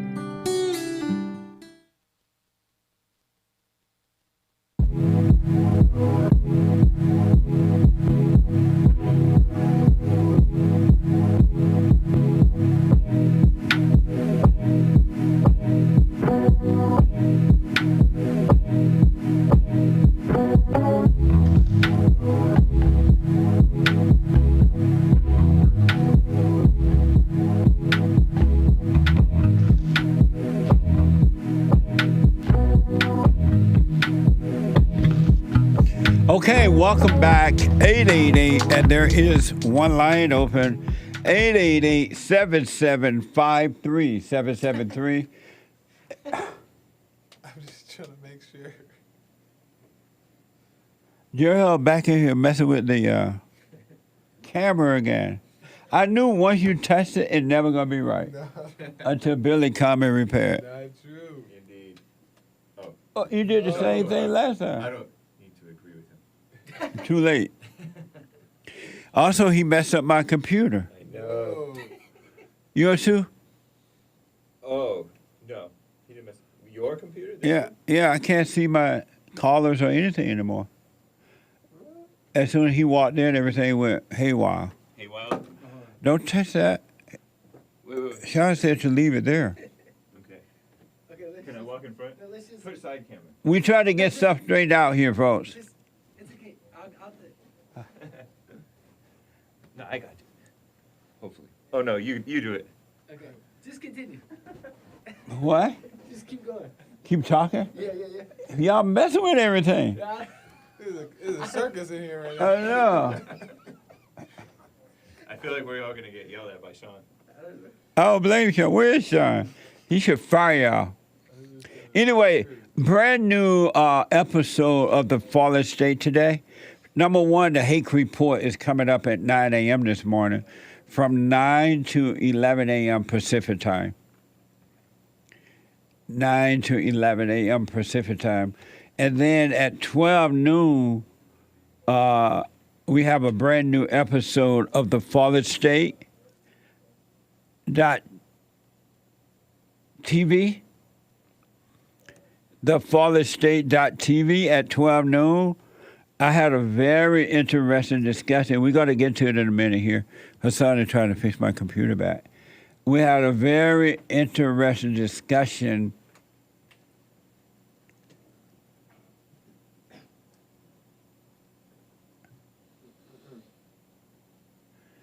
See, Sean had it perfect. I gotta look again. We had a very... Sean, this fine now? Joel messed up everything. It looks close. Yeah, it's good. It's good. Is it? Yep. This? Yes. Okay. He white, Sean white, Joel black. Joel came and turned into a ghetto, and the white man put it back together. I'm gonna leave it alone next time, man. We'll see what's together. He fixed everything. All I did was come in and give a thumbs up. Anyway, we had a discussion with Anthony Moore. And Anthony is an author. He's an author and former judge who served 26 years on the Superior Court of California, County of Los Angeles, and as a judge approaching on California Court of Appeal. Watch this. Next time on The Fallen State. I got married at 66. Why did you got married so late? Either I didn't want to marry them or they didn't want to marry me. Does your wife obey you? There are times I obey her. It's a different world, Jesse. Do the Jews own everything? Heck no. What's wrong with the blacks? Well, I know plenty of African Americans who are wonderful people. Really? Several who are judges. I'm about to throw myself in jail already. No. I believe strongly in a woman's right to choose. Murder. No, it's not. No, it's not. Amazing. That's today at 12 noon, thefallenstate.tv. And you can support The Fallen State there by going to thefallenstate.tv/donate. And also on locals.com. Locals.com. And at 4 p.m., the American Anchor Baby. The American Anchor Baby flying high, not off pot, but off natural energy given to him by God. Flying high. Some people don't like it fact that he's a pilot online. I'm like, what the? But he's the American Anchor Baby at 4 p.m. And then Sunday Fellowship at 11 a.m. Doors open at 10:30 a.m. Pacific time. And you can watch it online, too, if you're not in the L.A. area and can't come in. It's for all people. rebuildingtheman.com/church. Sunday, 11 a.m. Pacific time, 2 p.m. Eastern time. And one other quick note. You know that T-shirt I wear that says no such thing as racism? Well, I know I have on White History Month. July is White History Month, so I just wanted to remind y'all, get ready. July is White History Month because July just feels white. White History Month, right? No such thing as racism. T-shirt is back. It's back. Go to rebuildingtheman.com/stores. rebuildingtheman.com/stores. We have some amazing merch there for you. All right? Super Chat. Who was I talking to? You were talking with Carter out of Virginia. Okay. And then we do Super Chats and then more calls. Carter, thank you for holding. Go ahead. Yeah, I was calling to answer your question on the opinion about the death sentence you asked a week or two ago. A week or two ago? Oh. Yeah. Do you support the death sentence? Well, at first my answer was, no, because what gives me the right to take somebody else's life? But if people are going to act like animals, then maybe it's time for them to go. And I'm totally for the death sentence. It's just that my concern now, because people their hearts are wicked, and they don't do out of love, they do it out of hate. And I know that the races are divided, and it may not be fair anymore. It may not be able to judge it right. So for that reason, I'm a little concerned about it, but I'm definitely for it. Why were you against it at first?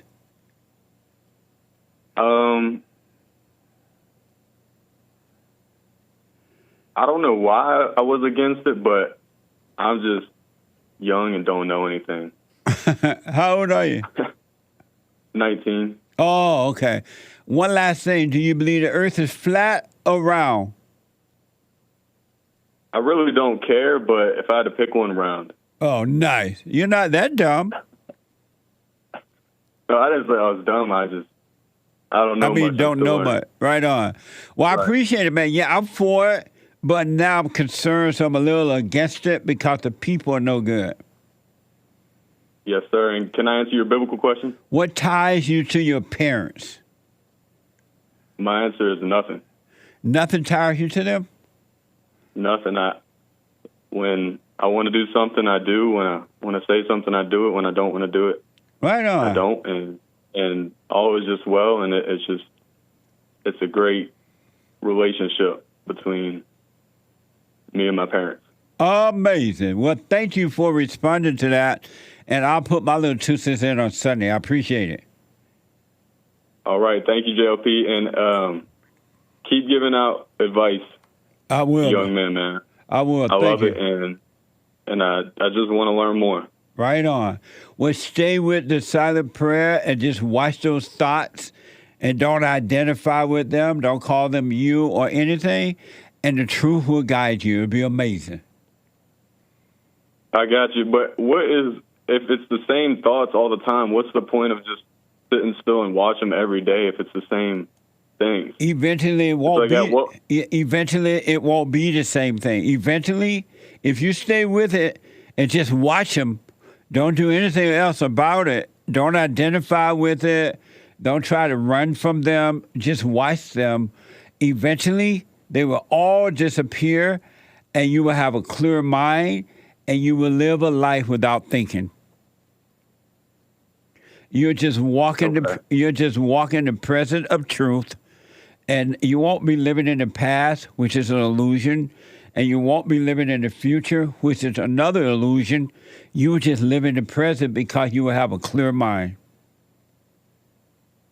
Gotcha. But that makes a lot of sense, man. But it's like, at what point is it just like at what point do you just let go? Like, just be done with the mess? At the point that you stop fighting with thoughts, the moment you just say, you know what, I'm just going to not believe them. I'm not going to give in to them. I'm not going to fight them. I'm just going to watch them.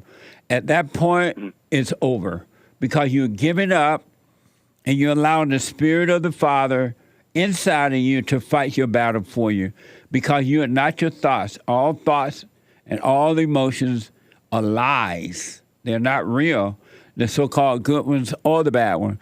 So the moment you stop identifying with thoughts, that's when it's over.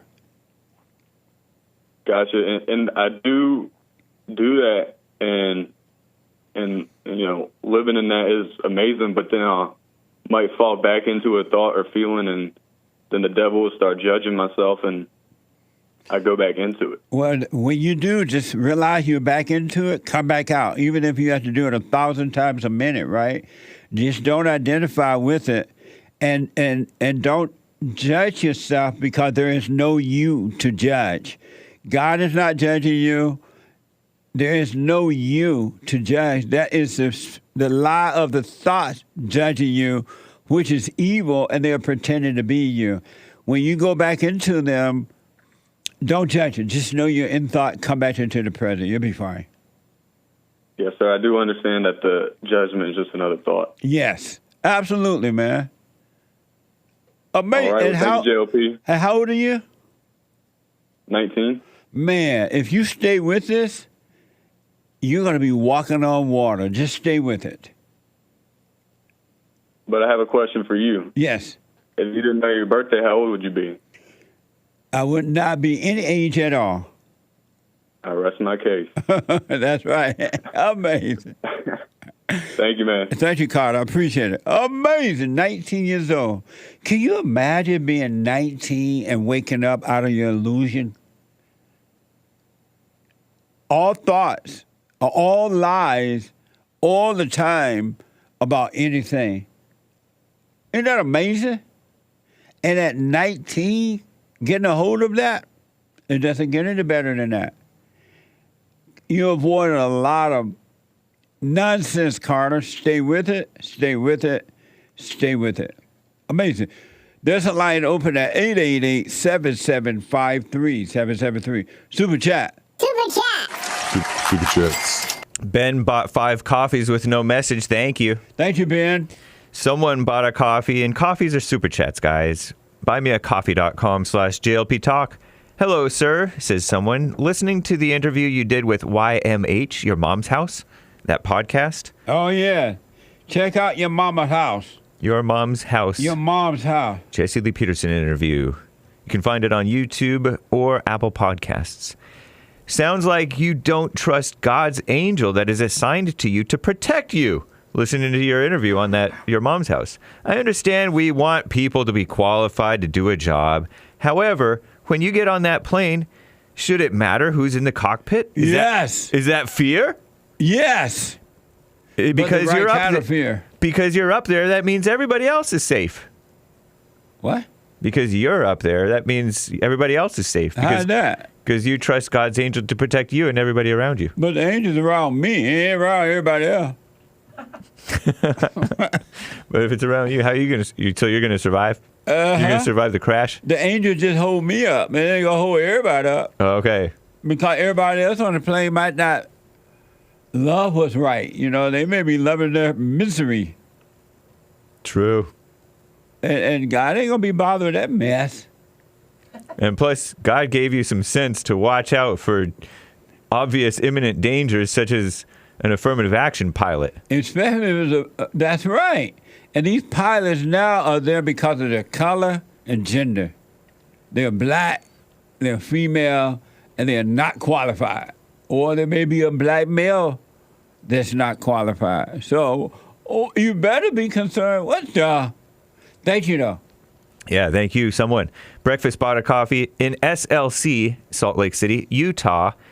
They are only allowing those registered to the Democrat Party to vote in the primary presidential election. How does that give a true picture of what people want? ? Also, YouTube is preventing me from commenting, and after trying to comment on your videos, my phone started breaking down. Sorry, breakfast. That's my angels around me. No, I'm playing. These states are doing what they can get away with.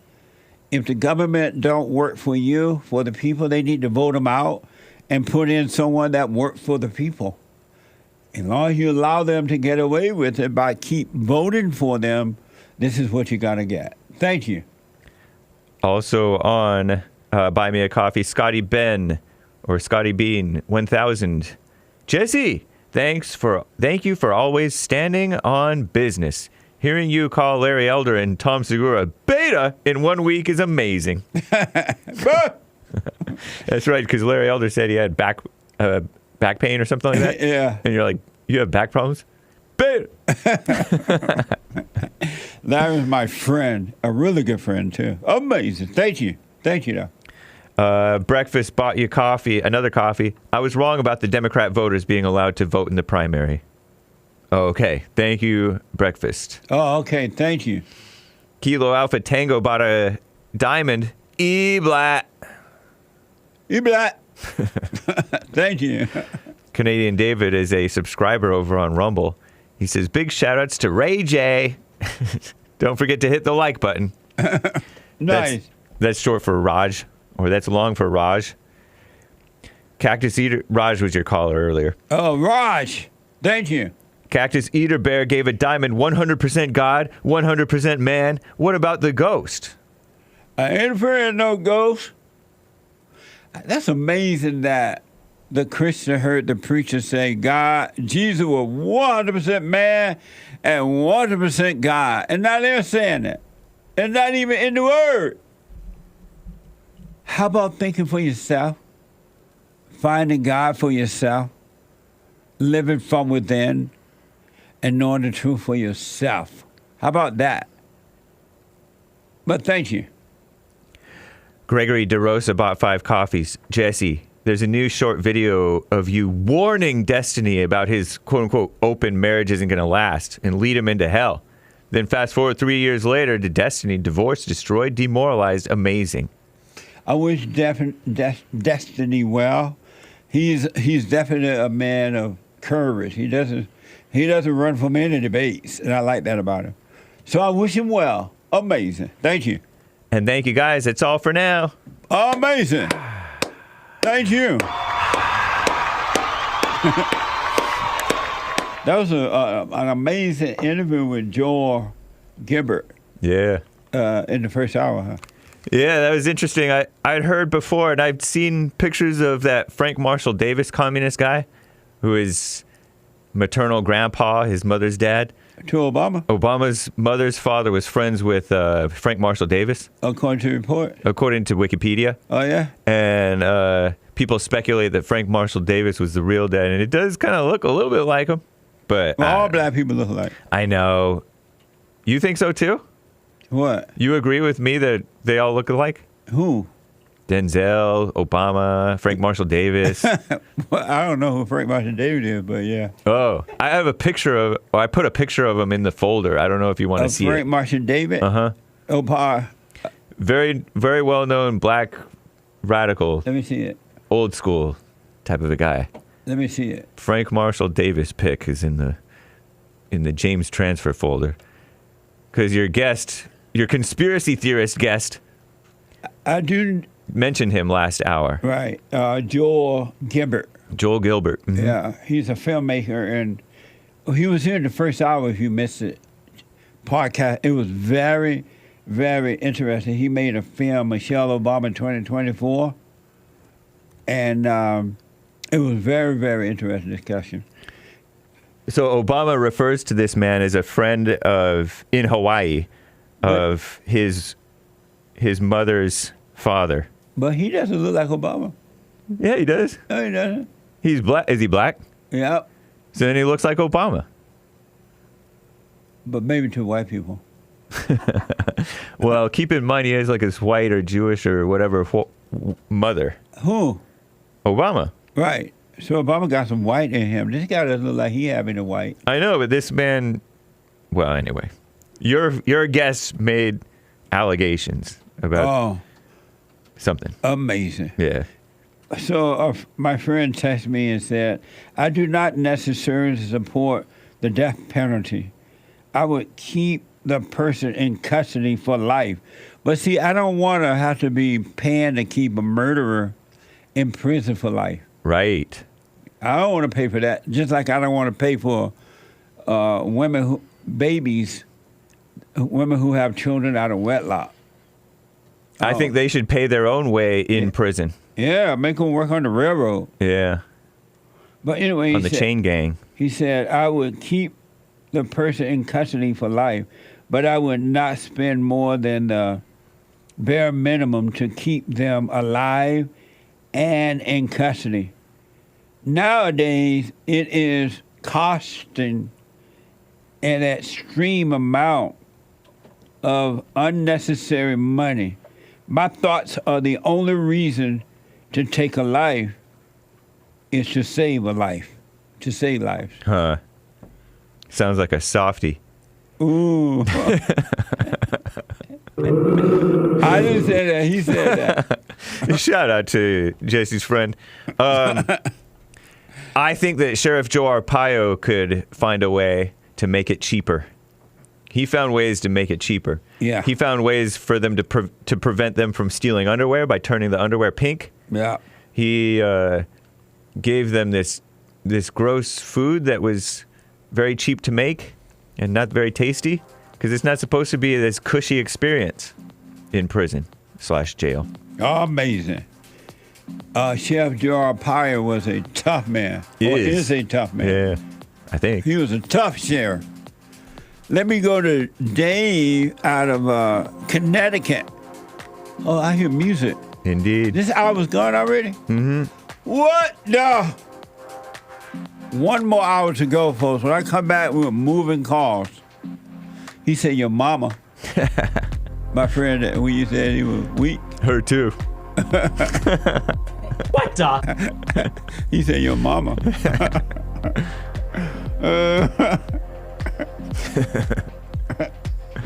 Amazing.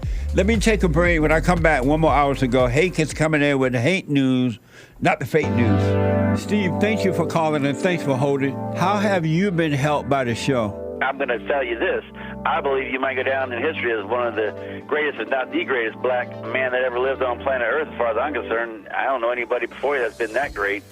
You know, freeing the slaves is one thing, but you've been freeing people of their mind, which matters, it should be anyhow, to you more than anything else, because with the mind not being right, there ain't nothing else going to happen right anyway. If you can doubt every thought because you're not your thoughts, if you can doubt every thought, knowing that you're not your thoughts, you don't create them, they're not from God, that they're from the deceiver, the great deceiver, Satan. If you can doubt every thought, you can be free, just like that. At an instant.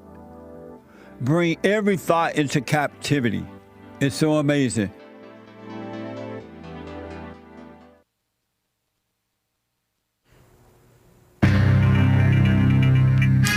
As you know, there's a whole lot of mess going on in the world. This is the end already of the hour 2 of the Jesse Lee Peterson Show. It's Friday, January 26th, AD 2024. JLP will be right back for the last hour of Express Yourself Friday. Back to your calls. There's one line open. You can call in right now. 888-77-JESSE, 1-888-775-3773. If you're listening live during Hake News, not fake news, cyber attacks, also known as hacking, etc. Commie Nonsense Network, CNN reports multiple Ukrainian state agencies, including their energy firm, postal service, they reported cyber attacks, so-called, on Thursday that affected their IT, information technology systems, and ability to communicate with the public. Ukrainian cyber officials told Commie Nonsense that they were investigating the string of disruptions. They said it appeared to be a result of a cyber attack on a prominent data center in Ukraine that the agencies upon which the agencies rely. The news followed a separate incident Tuesday in which hackers caused a heating system at a power company in the western city of Lviv to malfunction, leaving some residents without heat or hot water. And it's cold over there, I think. It was still not immediately clear who was responsible for the hacking incidents. Russian state-backed hackers have launched an array of cyber attacks, though, against Ukrainian critical infrastructure, communist buzzword, in recent months.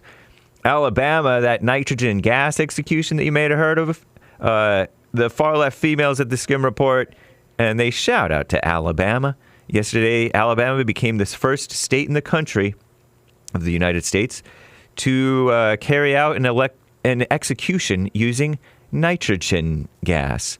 Kenneth Eugene Smith was convicted in 1989 for the murder for hire of Elizabeth Sennett, Sennett. He died 22 minutes after breathing in pure nitrogen gas through a mask. His death comes after the so-called Supreme Court denied 2 requests to stop the execution. Based Supreme Court, with this Kenneth Eugene Smith's lawyers arguing it could violate the Constitution's ban on cruel and unusual punishment. So they said. Alabama is one of 3 states that's approved nitrogen hypoxia as an execution method, and as some states face a national shortage of lethal injections. In a final statement, this Kenneth Eugene Smith stated that Alabama caused humanity to step backwards. Look in the mirror, buddy. You committed murder, 35 years ago? 36 maybe? This woman, Elizabeth Sennett's son, reportedly said that Kenneth Eugene Smith had to pay for what he's done. And that's not swift justice. Children are bums now, not necessarily homeless, because many parents are not empty nesters, despite their children being grown adults. The far-left females at the Skim report, a new report found that more than half of adults between 18 to 24 live with a parent, their mom or their dad. That's as 59% of parents said that they've helped foot the bill on some of their adult children's sons or daughters' expenses.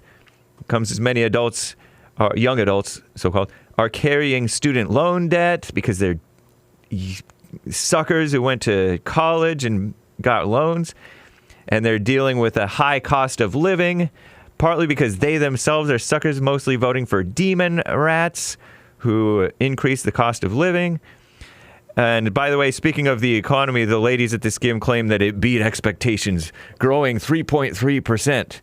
In the fourth quarter, whatever that means, on the up and up. No, it's not. The Skim is all about so-called sex work, but not like that. Viral AI fakes of Taylor Swift, that singer gal, are put in the spotlight on deep fake porn. In recent years, dozens of websites have reportedly grown to host more than 200,000 so-called non-consensual deep fake pornography videos using people's images. And it's only accelerated, and there's It's hard to control. Those states are trying to allow them to bring lawsuits, the so-called victims to bring lawsuits because it's making them look bad. I'm James Hake. Now back to JLP.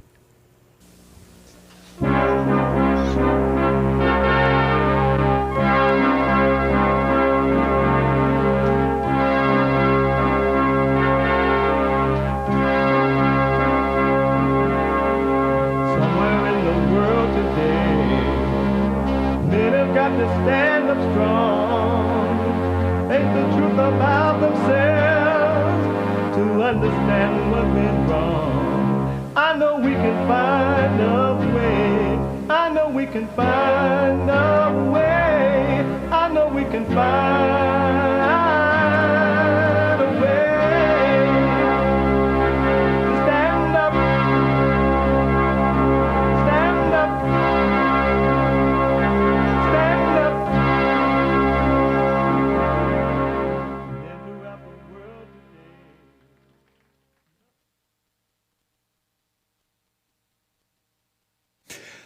Uniting the races with truth instead of dividing them with lies. We're also rebuilding the family by rebuilding the man. I'm Jesse Lee Peterson. Welcome to the third hour of the show today. You can get involved by calling 888-7753-773. 888-77-JESSE. My biblical question for this week. What ties you to your parents? What ties you to your parents? What? Have you ever thought about that? What ties me to my parents? We have every way that you can watch and support the show listed on JesseLeePeterson.com/show. JesseLeePeterson.com/show. And you can listen to the show on your iPhone or iPad anywhere in the world, anywhere around the world. And if you're a flat earther, anywhere up and down the world. By calling the listen line on your iPhone or iPad at 641-793-1500. That's 641-793-1500. And to donate and have your comments read out loud, go to Bond JLP on Cash App, Bond JLP on Cash App, or Bond JLP on Cash App, or buymeacoffee.com/JLP Talk, buymeacoffee.com/JLP Talk, or rebuildingtheman.com. All right? Rebuildingtheman.com. Follow us on social media. Did I mention that? Really? We're on rumble.com/Jesse Lee Peterson. You got to know how to rumble. Or cozy.tv/JLP Talk. No, cozy.tv/JLP. It's Friday. It's Friday. If you missed the first hour of the show today, I highly recommend that you podcast. Well, all the shows really, but we talked to Joel Gilbert. Joel Gilbert is a filmmaker, and he made this video on this film on Big Mama Michelle Obama, and it says Michelle Obama 2024. And only the truth can stop her, right? She knows she's still the boss. And at first I was thinking there's no way Big Mama could be president because they have a black female in there already. What's that woman, the Kamala Harris female?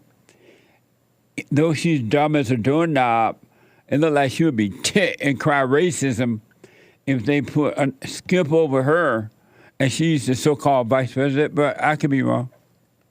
Anyway, it's Friday. It's Get It Off Your Chest Day. It is Express Yourself Friday.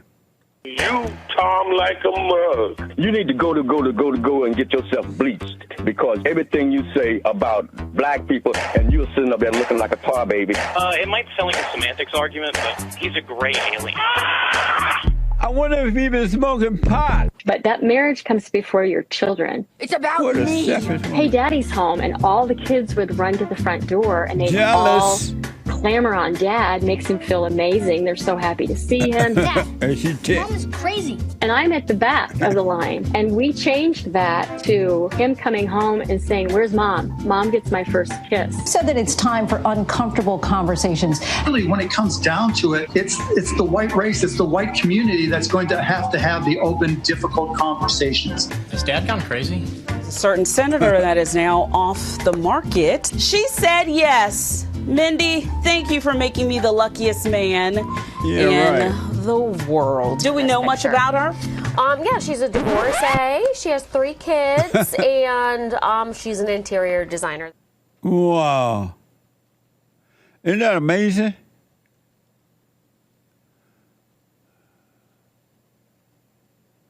That's amazing.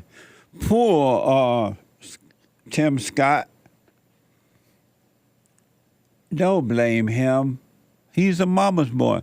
He done got engaged to mama. This female been married before with children. And he's on his knees begging, baby, please, baby, please. Baby, baby, baby, baby, baby, baby, baby, baby, baby.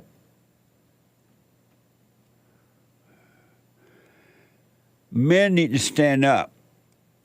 Overcome mama. The spirit of your mother. Stop thinking and feeling like a female. Return to your father. Women need you to be strong in the right way, meaning that love what's right with all your heart, soul, and might, along with nothing else. And when men start to really stand up in the right way, the world trembles. Women tremble because they know that they don't have real power. It's a fake power. That's why they have to keep reminding themselves that they're strong, because they know it's a lie. And they make you call them strong. They make you call them queen and all that mess. But there are men who are standing up. A handful. Here's an example of it before I go back to the phones here. I want clip 26.3a there, Hassan. This is from the MMAweekly.com. MMAweekly.com. Dana White fired back at a reporter and insisted every single one of his fighters is given free speech. Watch this from MMAweekly.com. You obviously give a long leash to your fighters about, what they can say when they are up there with a UFC microphone and you are getting into territory of homophobia, transphobia. Like, is there... I don't give anybody a leash. Well, I'm saying you... A leash? I'm free speech. Thank you. I control what people say. Going to tell people what to believe. Going to tell people... I don't tell any other human being what to say, what to think, and there's no leashes on any of them. What is your question? I was asking that question. I'll move on, though. Yeah, probably a good idea. That's ridiculous to say I give somebody a leash. Free speech, brother. People can say whatever they want and they can believe whatever they want. Amazing. That's from the good old days. That's how white men used to be. They used to be strong. That's gone now, except with that guy, Dana White. Here's another example from Fox. UFC middleweight champion Sean Strickland sparred with a reporter over comments he made a few years ago. Watch this from X. We've got a pretty supportive gay and lesbian community in this city. I did want to ask you about something you wrote a couple of years ago. You said, if I had a gay son, I would think I'd... Oh, look, another. I'm saying to you, the swamp, you guys, the swamp. You become a champion, you become a star, and someone... Let me ask you something. Are you gay? Are you a gay man? I'm an ally of the community. Okay. If you had a son and he was like, you had a son, he was gay, you'd be like, oh man, you don't want a grandkid? No problem with it. Oh man, well, dude, you're a weak man, dude. Whoa. You're part of the problems. Like, you're just pathetic. The fact that you have no backbone, you ask me some stupid like that, go yourself. Move the on, man. 10 years ago, to be trans was a mental illness. And now all of a sudden, people like you have weaseled your way into the world. You are an infection. You are the definition of weakness. Everything that is wrong with the world is because of you. Like, dude, this guy is the enemy. You want to look at the enemy to our world? It's that mother right there. Wow. Where I didn't know these guys were around. What the? It's my first time seeing this. My producer Sean put this together. Amazing. Just imagine how amazing this country would be. It would be great again if men would just speak up and don't hate. Be the light and not the darkness. Don't be afraid. And the way you overcome fear, you got to overcome the anger. That's amazing. I didn't know that. That's good to see. Really. Because the females are walking all over the males. Talk about these boots are made for walking. They're walking all over the male nowadays. And still, there's some weak men who are standing down.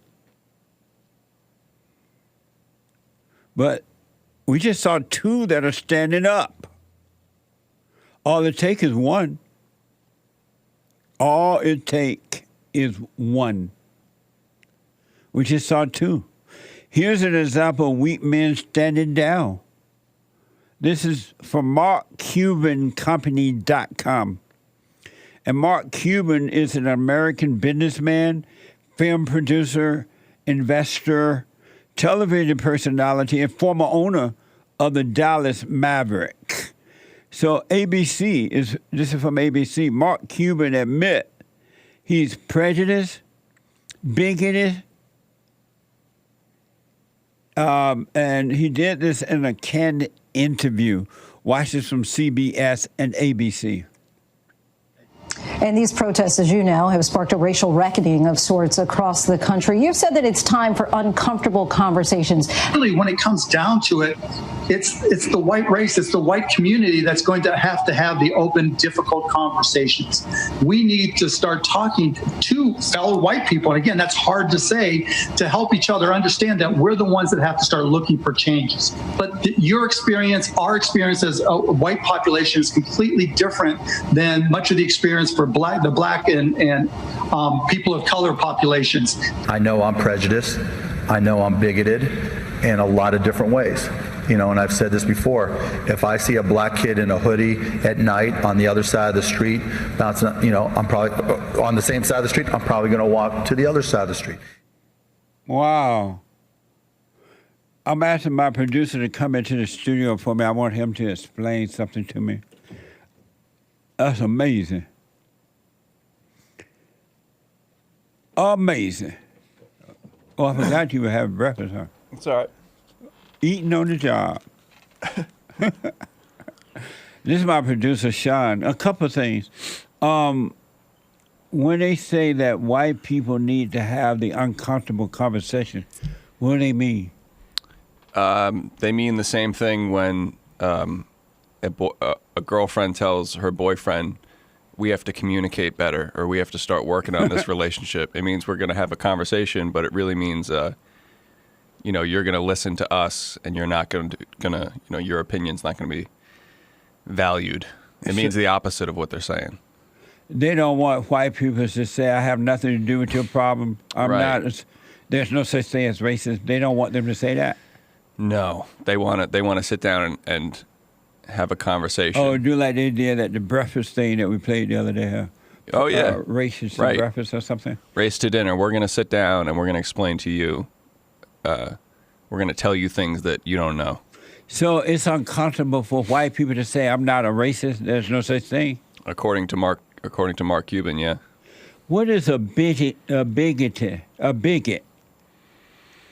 I could look up the exact definition, but it's pretty much someone who has racist ideas.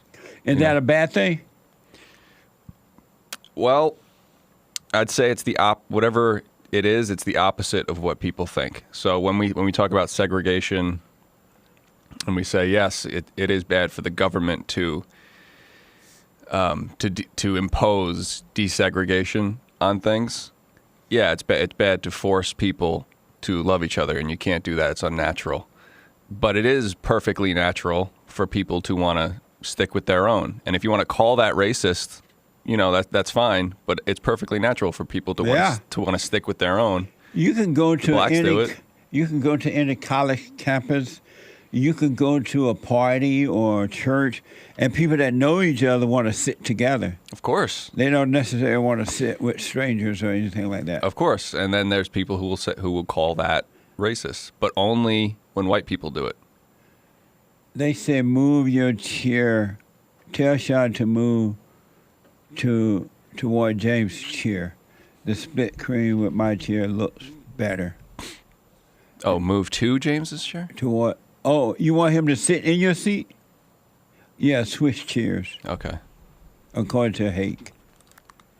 Hake, you white. I want to also ask that Dana White guy. The Dana White, the MMAweekly.com report we did, and the UFC midway champion Sean Strickland. Yeah. Hassan, they said Swiss shots. Is that the normal attitude of MMA fighters and things like that, and not to be afraid to speak their mind? Well, it helps when you can also physically dominate somebody. If you're not physically intimidated by people, like these people, aren't physically intimidated by anyone. They're extremely skilled in physical combat. So when you're not physically intimidated by people, it helps when you're trying to speak your mind about things. And so, but what I'm asking is, do they normally speak openly like that? Is that like the attitude of MMA fighters and others? I'd say the majority, yeah. They normally just say whatever's on their mind. Yeah, and they're also encouraged to do so by Dana White. And Dana White, he owned the MMA fighters? Yeah. Oh, he does? Yeah, they signed contracts with the UFC. Oh, that's what he does? Yeah, he owns the UFC, so. Oh, and so he just let them say whatever they want? Yeah, no restrictions. We played a clip of him a while ago, too. He mentioned that people who had ads, who were doing ads with the UFC, tried to tell him what to say and what not to say. Right. And he told him to go fly a kite, I like that. Not in those words, but. Yeah. It reminds me of the other day what I was telling. I hear some men say, well, or women might say, I let my husband be the man. You can't let him be. He's already the man. Right. He's already the head of the woman. Right. He doesn't need your permission to be that way. But that's good that I didn't realize that MMA fighters or UFC fighters. Yeah, UFC fighters, MMA fighters, same thing. Same thing? Yeah. I didn't know they spoke out like that. That's good to see. It is. And when compared side by side with Mark Cuban, the contrast is just amazing. Night and day. Yeah. And he'll act all tough, but these MMA fighters are extremely, extremely talented. I got two things I'd like to bring up real quick. Okay. One is, it's been on my mind for a while. You know, when sometimes when a wife will call into the show and she'll say, I'm worried that my husband is a beta male. Uh-huh. You know? How does she know? What does she know what an alpha looks like? You know, her husband, and I'm just speaking, this is all hypothetical, and it's not being specific about any case, but, you know, he could be perfectly, alpha, and she could be calling that beta. That's a good point. Yeah. But yet a lot of wives will say like, oh, I think my husband's being beta. He's not being alpha enough. It's like, what do you know? What do you know about being alpha? You don't know. You wouldn't know alpha if it was right in front of your face. But amazing. Also, the other thing is, I always had the opinion about the death penalty that I was for it until you brought it up, and I started to sort of rethink it, and I don't know if I am anymore. Yeah. Yeah, I don't know if I am anymore, because I think about the entire. Not for the same reason as you. I just think about the entire system of laws and punishment in the country. When you prosecute somebody for a violent crime, let's say, and you put them in prison, you're pretty much saying to them, you're not in control. You're not in control. You're not in control of yourself. We have to put you away for a while so that maybe you can get to know yourself a little better. So if no one is in control of themselves and it's not them that's making them do it, then who are we to kill them? You know what I mean? Yeah. It's like I think that putting them away for the rest of their life is just as bad, if not worse, than ending it. Yeah. No, I want to take care of them anyway. They're not in prison. And it's also the burden of proof. Like, how often are we 100% absolutely positively sure? What I notice about the court system today is that whenever a white person commit a crime, I mean, whether it's self-defense or whatever, and they get a black jury, that white person going to jail. Yeah. They're going to jail. I was thinking about this young man in New York who was on the train. Right. And I guess some black guy, whatever the story was, and he said that he defended himself and the people, right? Yeah. They still trying to put that guy in jail. Yeah. It's amazing. That's crazy, huh? It's amazing, and so many people just don't see the attack on whites like they we do. see it, but they don't care. And even whites don't care because they don't speak out against it. They are too afraid, so it means that they don't care about the attack upon them. Yep. I hear you. How long can your wife beat you before you put her in jail, Right. Right. White people, this has been 70 years. And not all, but most are afraid to speak up. They're afraid to say, I'm not a racist. If they just said that, or if they just said, I'm not, that's your life. Live your life however you want. Yeah. I care less about it. Why don't they just say that? I think until it affects them personally in a way that they can't handle. Seeing it in other people might be a different story than when it really actually affects, until you lose your job. You know what I mean? Until, Yeah. And as far as the red wave, Yeah. I think it's a lot bigger than people think. You think so? Absolutely. Like the way we think about politics and have been for a while, we're a very small percentage of the population. The general population might be, we could have been 10, 15, 20 years ahead of most people as far as knowing really what's going on. Right. And it might take people, a couple of years to really see what's happening at the border, to really see the crime and stuff like that until it really affects them personally. Oh, that makes sense, yeah. So it could be happening. What? Nah. Oh, we'll see. We'll see. Do your daddy know you cut your hair? No. Does he know? He knows now. Sean cut his hair. Your daddy would be proud of you. Yep. Amazing. As my dad would say, it is what it is. That's right. Sean was going to grow his hair, look like a hippie. And he changed his mind yesterday. I couldn't take it anymore. I know. I ain't going to take it no more. All my life, I've been beat by hair. I ain't going to take it no more. Thank you, Sean. You're welcome. Amazing. I appreciate it. Amazing. Anthony is the first-time caller out of Oklahoma. Anthony, welcome to the show. You're on the air. Jesse, pleasure to talk to you. How you doing? All is well, Anthony. Welcome to the show. Thank you. So I had a question about the silent prayer. Okay. And I've been watching your show probably since December, and I got to say, you saved me from insanity, from my mind. But as far as this silent prayer, how long do we have to do it for? I know you say like an hour, but there's times that like I just snap out of it out of nowhere. And why? Maybe my thoughts, really. Like I could hear something in my house or something, and maybe it just caused me to open my eyes. Right. Well, and I try to go back to it. And you try. Go ahead. No, and you try to go back to it, and what? I try to go back to going back to the silent prayer, but I feel like I'm doing it wrong. I don't know. You're doing it. You could probably help me out with that. Yeah. Number one, let's say you hear noise in the house. You have to open your eye. Just open the butt. Go back to it. Don't judge. Open your eyes. That's fine. It's neither right nor wrong. And as far as how long you should do it, meaning 5 minutes, 10 minutes, 15, 30 minutes, or whatever, that's up to you, too. You sit there, you do it, and you get up and go your way, and don't worry about the time. And you will eventually get to an hour. If you just stay with it, I would recommend you start out with maybe 15, 20 minutes or so, right? But don't worry about the time. Don't let the thoughts, all thoughts are all lies all the time. Don't let it tell you, oh, you're not doing it in an hour. You're not doing it long enough. That's not true. Do it for 15 or 20 minutes when you start out, and it'll become natural and easy, and you'll find yourself just naturally doing it for an hour.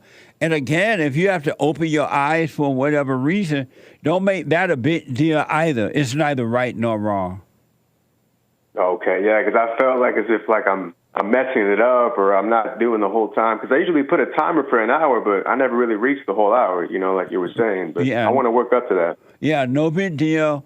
And when those are the thoughts that's telling you that, oh, you open your eye, you messed up, it's not working. That's not you telling yourself that. It's not God. All thoughts are all lies all the time. So all you need to do is just watch those thoughts and go through it. Let them pass, and you'll be fine. No problem. Okay. I also had one last question for you, Jesse. I know you got a bunch of calls, but I recently forgave my mother, and I thought I did. I did it right. She kind of blew it off a little bit.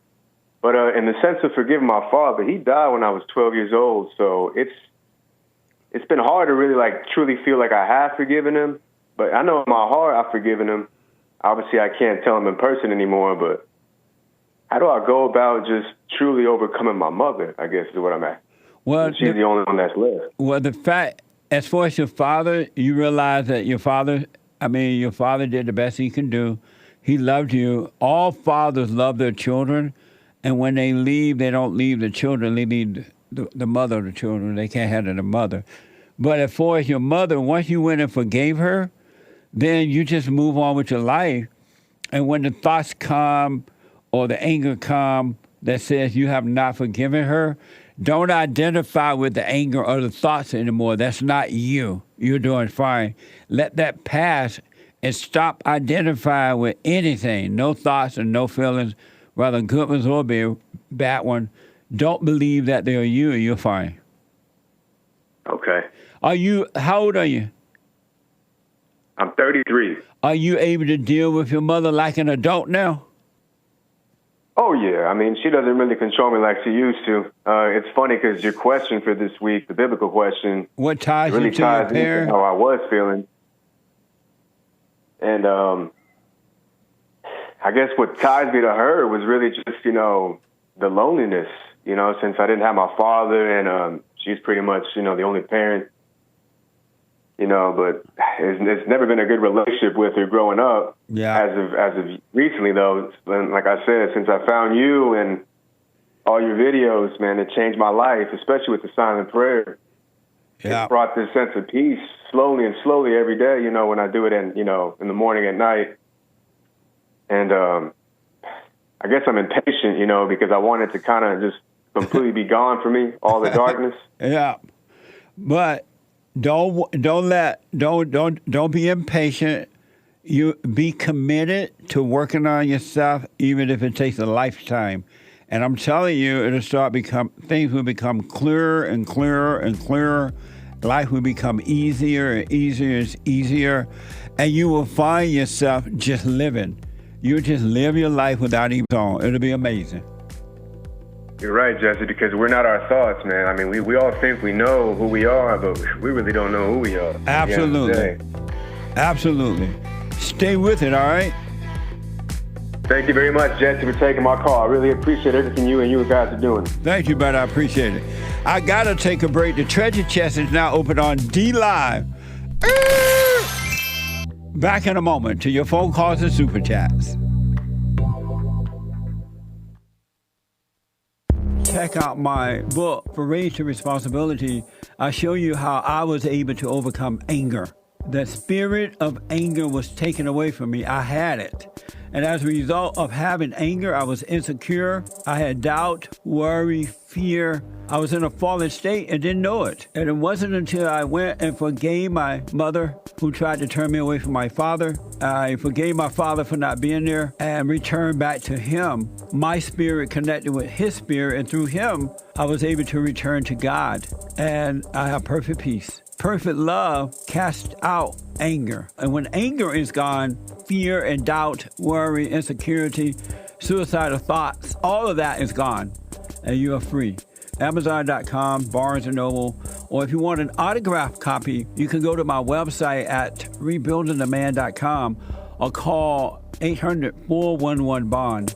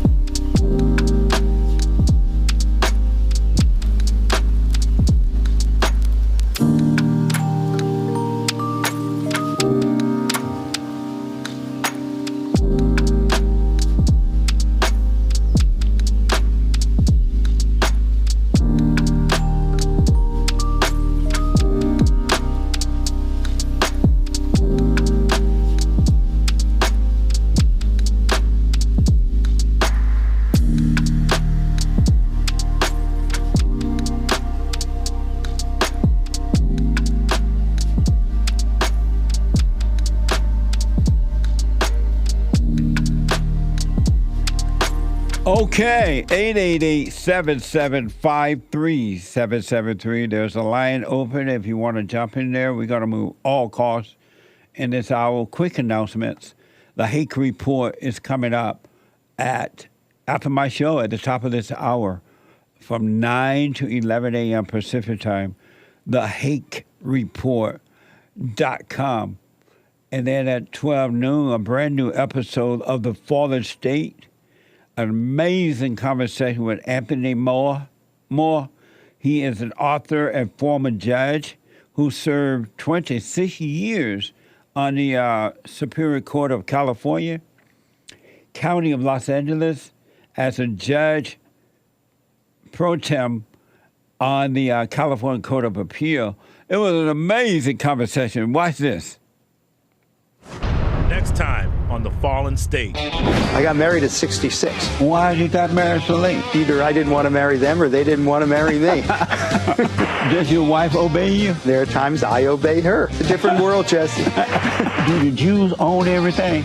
Heck no. What's wrong with the blacks? Well, I know plenty of African Americans who are wonderful people. Really? Several who are judges. I'm about to throw myself in jail already. No. I believe strongly in a woman's right to choose. Murder. No, it's not. It was an amazing conversation, right? At 12 noon today, brand new episode. Support The Fallen State. Go to thefallenstate.tv/donate.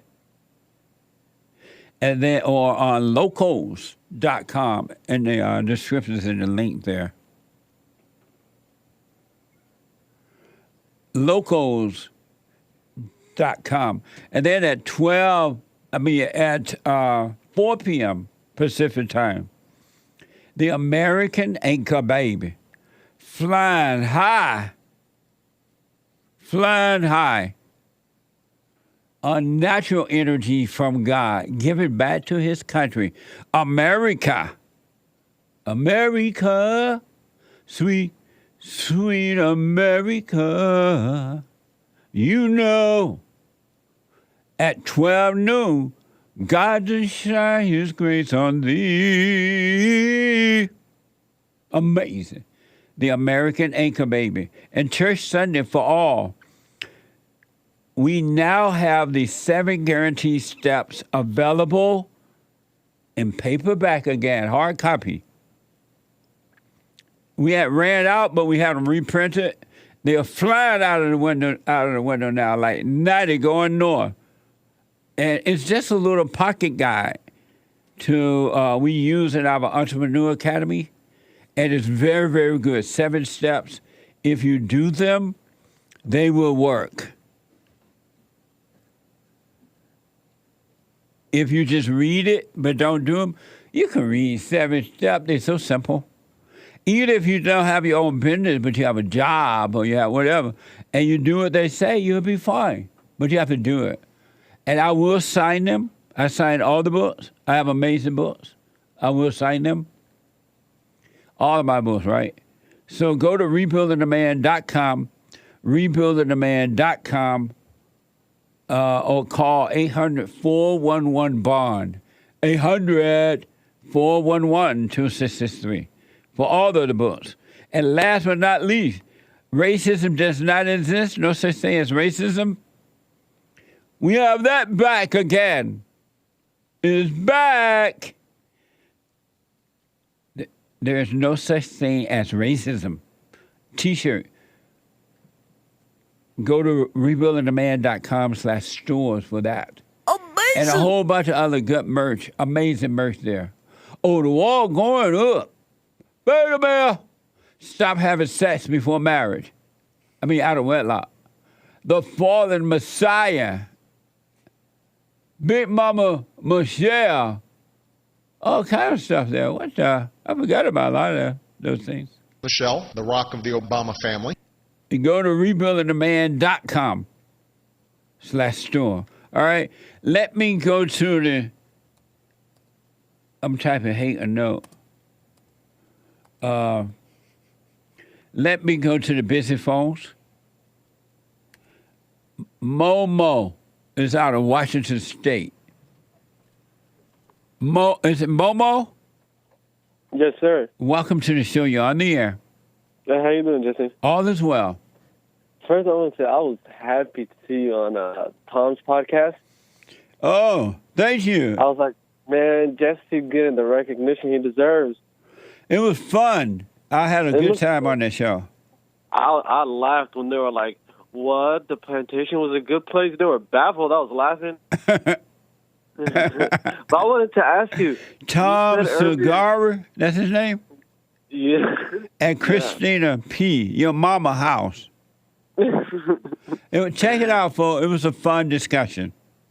Yeah, but I wanted to ask you, you said earlier that if you were God, you would want everybody to stop at Israel first? Yeah, you would have to have visited Israel in order to get into heaven. Why? Is that because where Christianity was founded? It was because it's like walking through the Bible. It's an amazing land anyway. It's interesting, very, very interesting location. But you get to walk through the Bible. You get to experience what you've been reading in the Bible. And because Christians and Jews are the same. But mainly because you get to walk through the Bible. Have you ever gone there? I'm Muslim. I despise all of them. You're a Muslim? Yes, sir. You don't love the Jews? Never will I. Do you love God? Do you love God? Happy people are waking up. Of course, I have God. You love God? Uh-huh. How can you love God but not love the Jews? I'm not a good Muslim then, huh? You say you're not? I'm not the best one, I guess, because I despise them. And I'm happy people are waking up to see the corruption. Then you don't love God. I wouldn't say that. That's going pretty far. But you don't. If you don't love all human beings, including your enemies, then you don't love God. Satan is your God. I wish I could, Jesse. But I wanted to ask you one more thing, Jesse, before you let me go. I've seen that you said you moved to Los Angeles when you were pretty young. Yeah, 18. Yeah, so I'm 25. I want to know, like, how... I'm not good at saving money. Like, did you have any vices? Like, how did you save money? Like, I just wanted to know, like, how you were able to do it at that young. Number one, I love the Jews, so that helped. And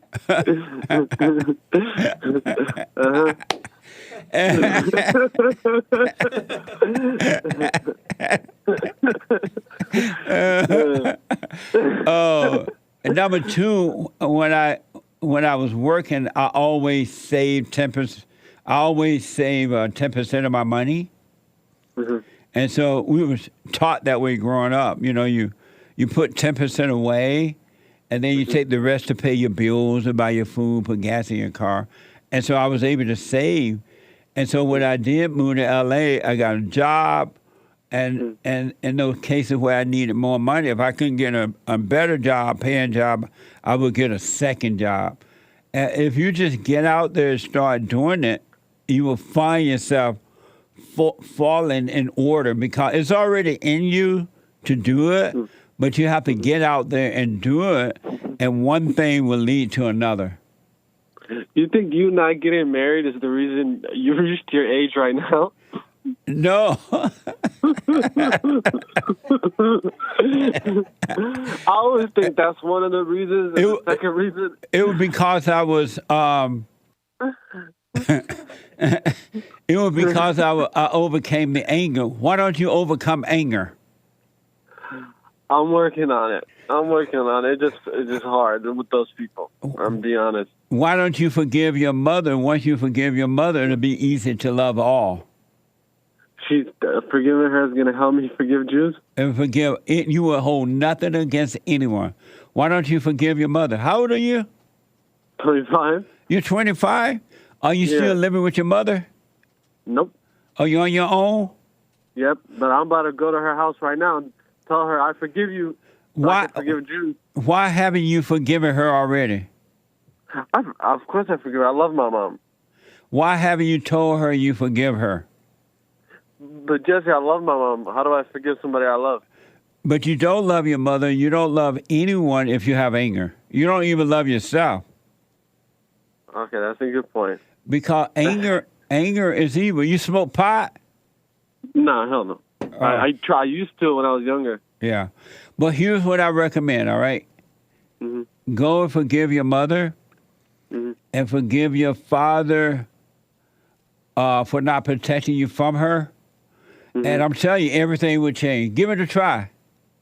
All right. Thank you, Jesse. Let me know how it goes. I know how. All right? All right.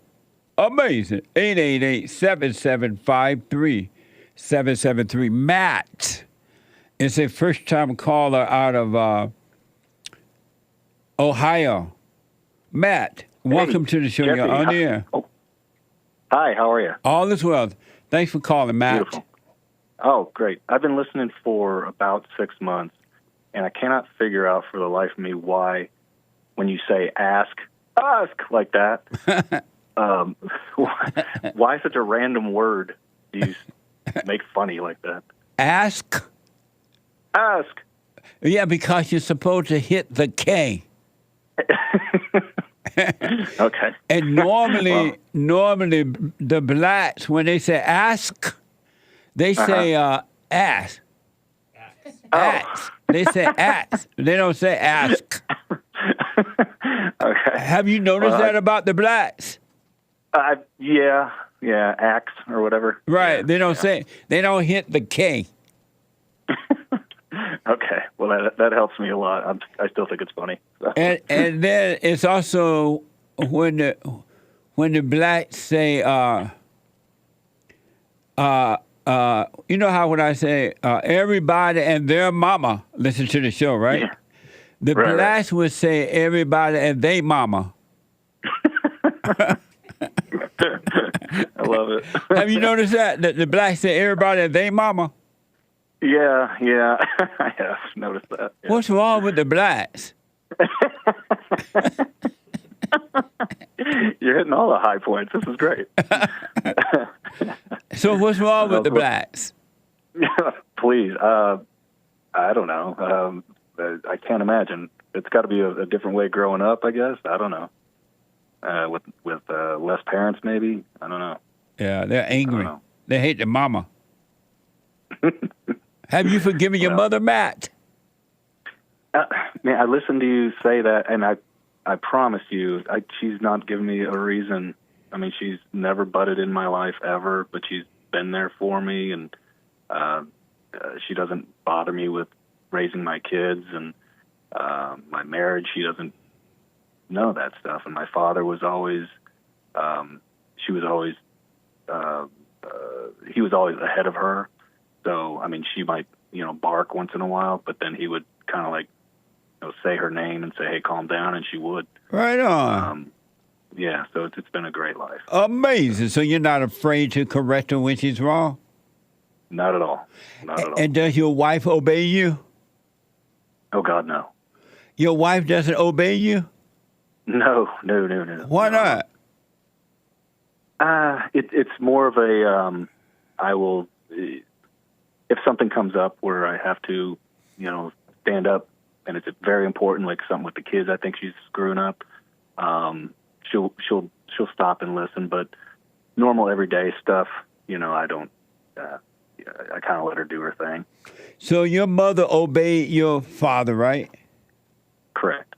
But you married a woman that does not obey you? Why were you attracted to a woman that won't obey you? You don't find out that kind of thing until a little later, I guess. Yeah. Why didn't you ask? Why didn't you ask when you were dating her, are you going to obey me? I'd never even crossed my mind, to be honest with you. Just kind of go with it, Yeah. You have kids with her? Yes.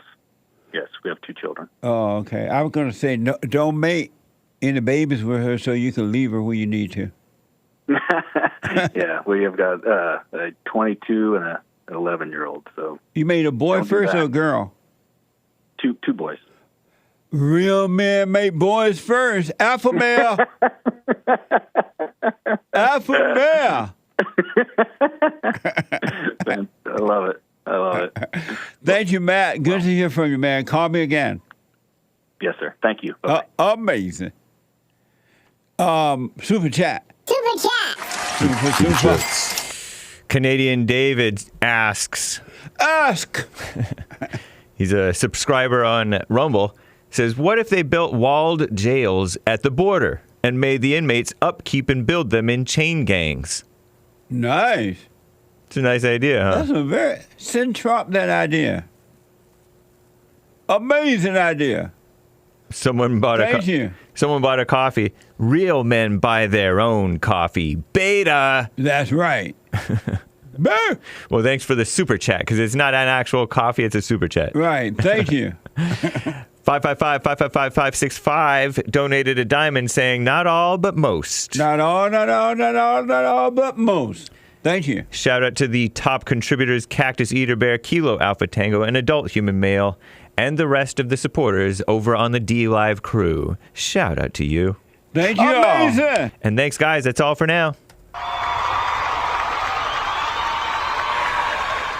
Thank you so much.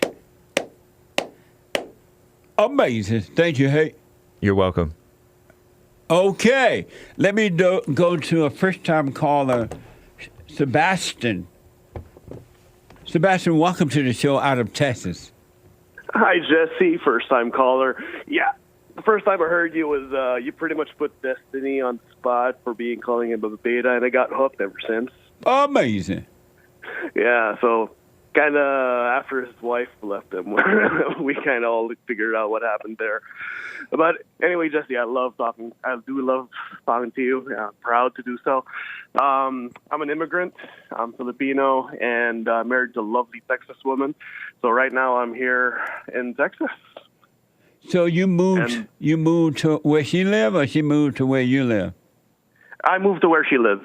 And why did you do that? I love her. But she's supposed to come into your world. You're not supposed to go in her world. You guess you're just going to catch hell. Yeah, it's my choice to begin with because I do want to, and I do have family here, and I want to be close to them. Oh, I see. You want to move back to Texas anyway? Yes. Oh, okay. And, well, the one thing I wanted to talk about, the thing with the border is crazy right now, and the whole Asian hate thing, and, well, we all know who the perpetrators of Asian hate is, though the media tries to spin it one way. And who is what do you mean by the perpetrator of Asian hate? What does that mean? When you look at the videos right now, and it's hard to deny that these are repeat criminals being released by the woke attorney generals. They're like 3 times, 4 times arrested. Are you saying criminals. that? I don't quite understand what you say. Are you saying that the people that hate the Asians are criminals? Yes. Oh, okay. Yeah. And sad to say that most of them turn out to be black, which is why the hashtag died all of a sudden. I noticed that too, and even in the media, if they happen to point out that the Asians are under attack, they always try to make it seem that it's whites who are doing it, when it's really the blacks. It's really the blacks. I say I like to separate blacks between black people and black people. Small letter black people, like yourself, regular black people, actual Africans. There's a Sambusa guy. He's from Africa. Love that guy. I love his food. I always buy from him. So, and then you got capital black people. You know what I mean? Let me just say this, and then I gotta run. But I want you to call me again, Sebastian. Are you afraid of the blacks when you're walking around by yourself? In Texas, no. Oh, okay. Because the blacks, the black people here, lovely people. Oh, okay. Right on. Look, call me again. I'm running out of time. Call me again, all right? Sure. I'd love to. All right. Appreciate it, buddy. Amazing. He's right about that. They won't tell you the truth because they want the confusion and they want to run white people out of their own country. It's some super chat that we didn't get to. Couple more. I want to get to those real fast. Super chat. Stan69 gave a diamond saying, Super chats. Nick an anchor, baby, and didn't grow up in the USA? Fake. Well, to be an anchor, baby, all you have to do is be born. You don't have to grow up. Nick did grow up in the U.S. Well, he lived in the United States for a while, then he lived in Canada. Right. Oh, okay. Yep. But thank you, Stan69. He lived in the U.S. half his life. Half his life. Right. That's what he said. Thank you. Based Nation gave a super chat, a rumble rant. JLP is right about the 100,000 blacks are needed to screw in a light bulb. One would accidentally screw it in while trying to smash it. What the? It threw me off because a lot of foreigners put 100.000 instead of comma. In America, we do a comma for the 1,000 marker. Oh, I see. So It threw me off for a second there. Right on. Thank you. And thank you, guys. That is all for now. Amazing. Thank you. Let me go to Scott out of Nebraska.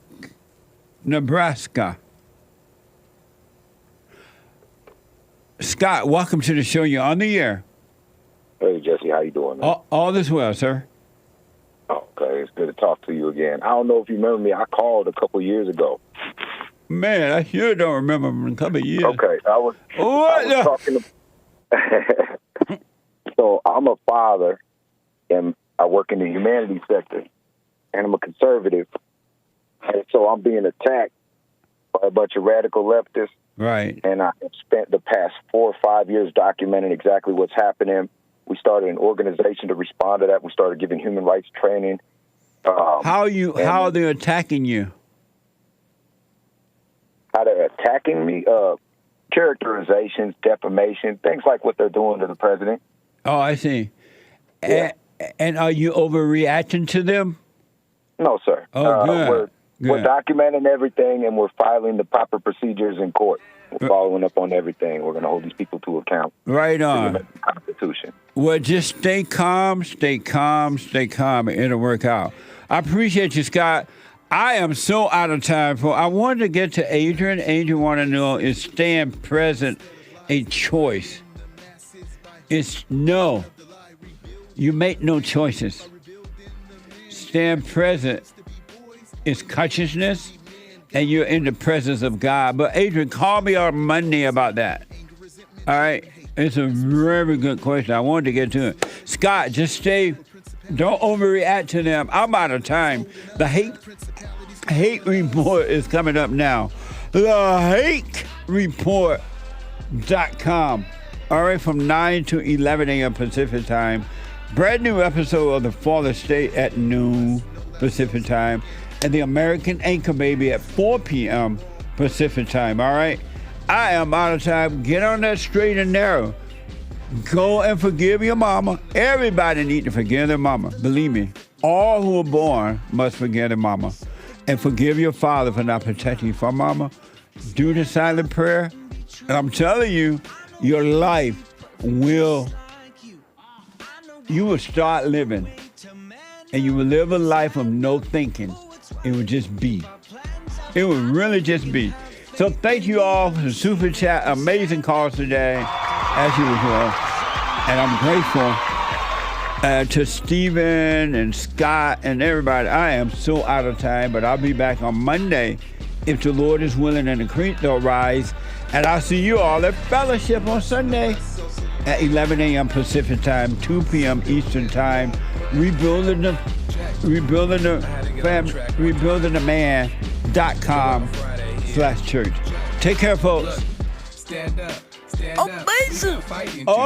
We gotta show him who boss. He put a Viking in you. He put that lightning in you. Igniting the truth. But you beg and blame and lie and hate and never wanna stand for the truth. So what you planning to do? You understand in the loop. You better go talk to your mama. Better stop at the drama. Better drop all the trauma. Boy, you better stand up and up. Put your hand up and hut. Cause if you don't, then we lose. And then we gotta hear the fake news. Whoa.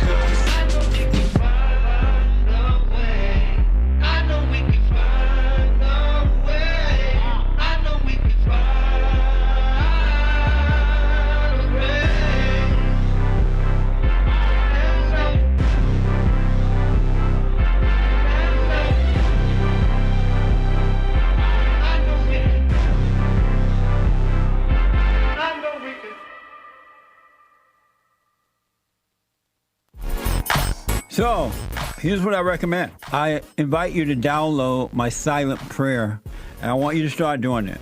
You just download it, get the points of how to do it, and then after a while, you just do it on your own. It's going to point you in the right direction that your life will be returned to you from God. He will give you your life back, because anyone and all people who has anger, they're not themselves. You are the person that you are angry at. That's why it's so important to get to know yourself so that you can see who you're angry at.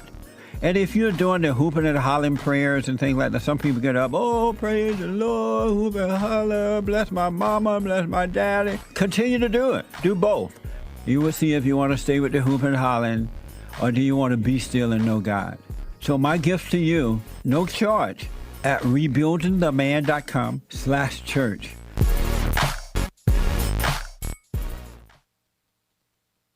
So I asked the question, are you better than a child molester?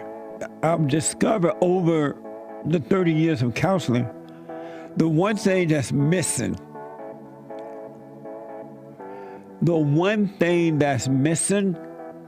And I think because it's not taught in the homes or talked about, we don't have examples of it, right?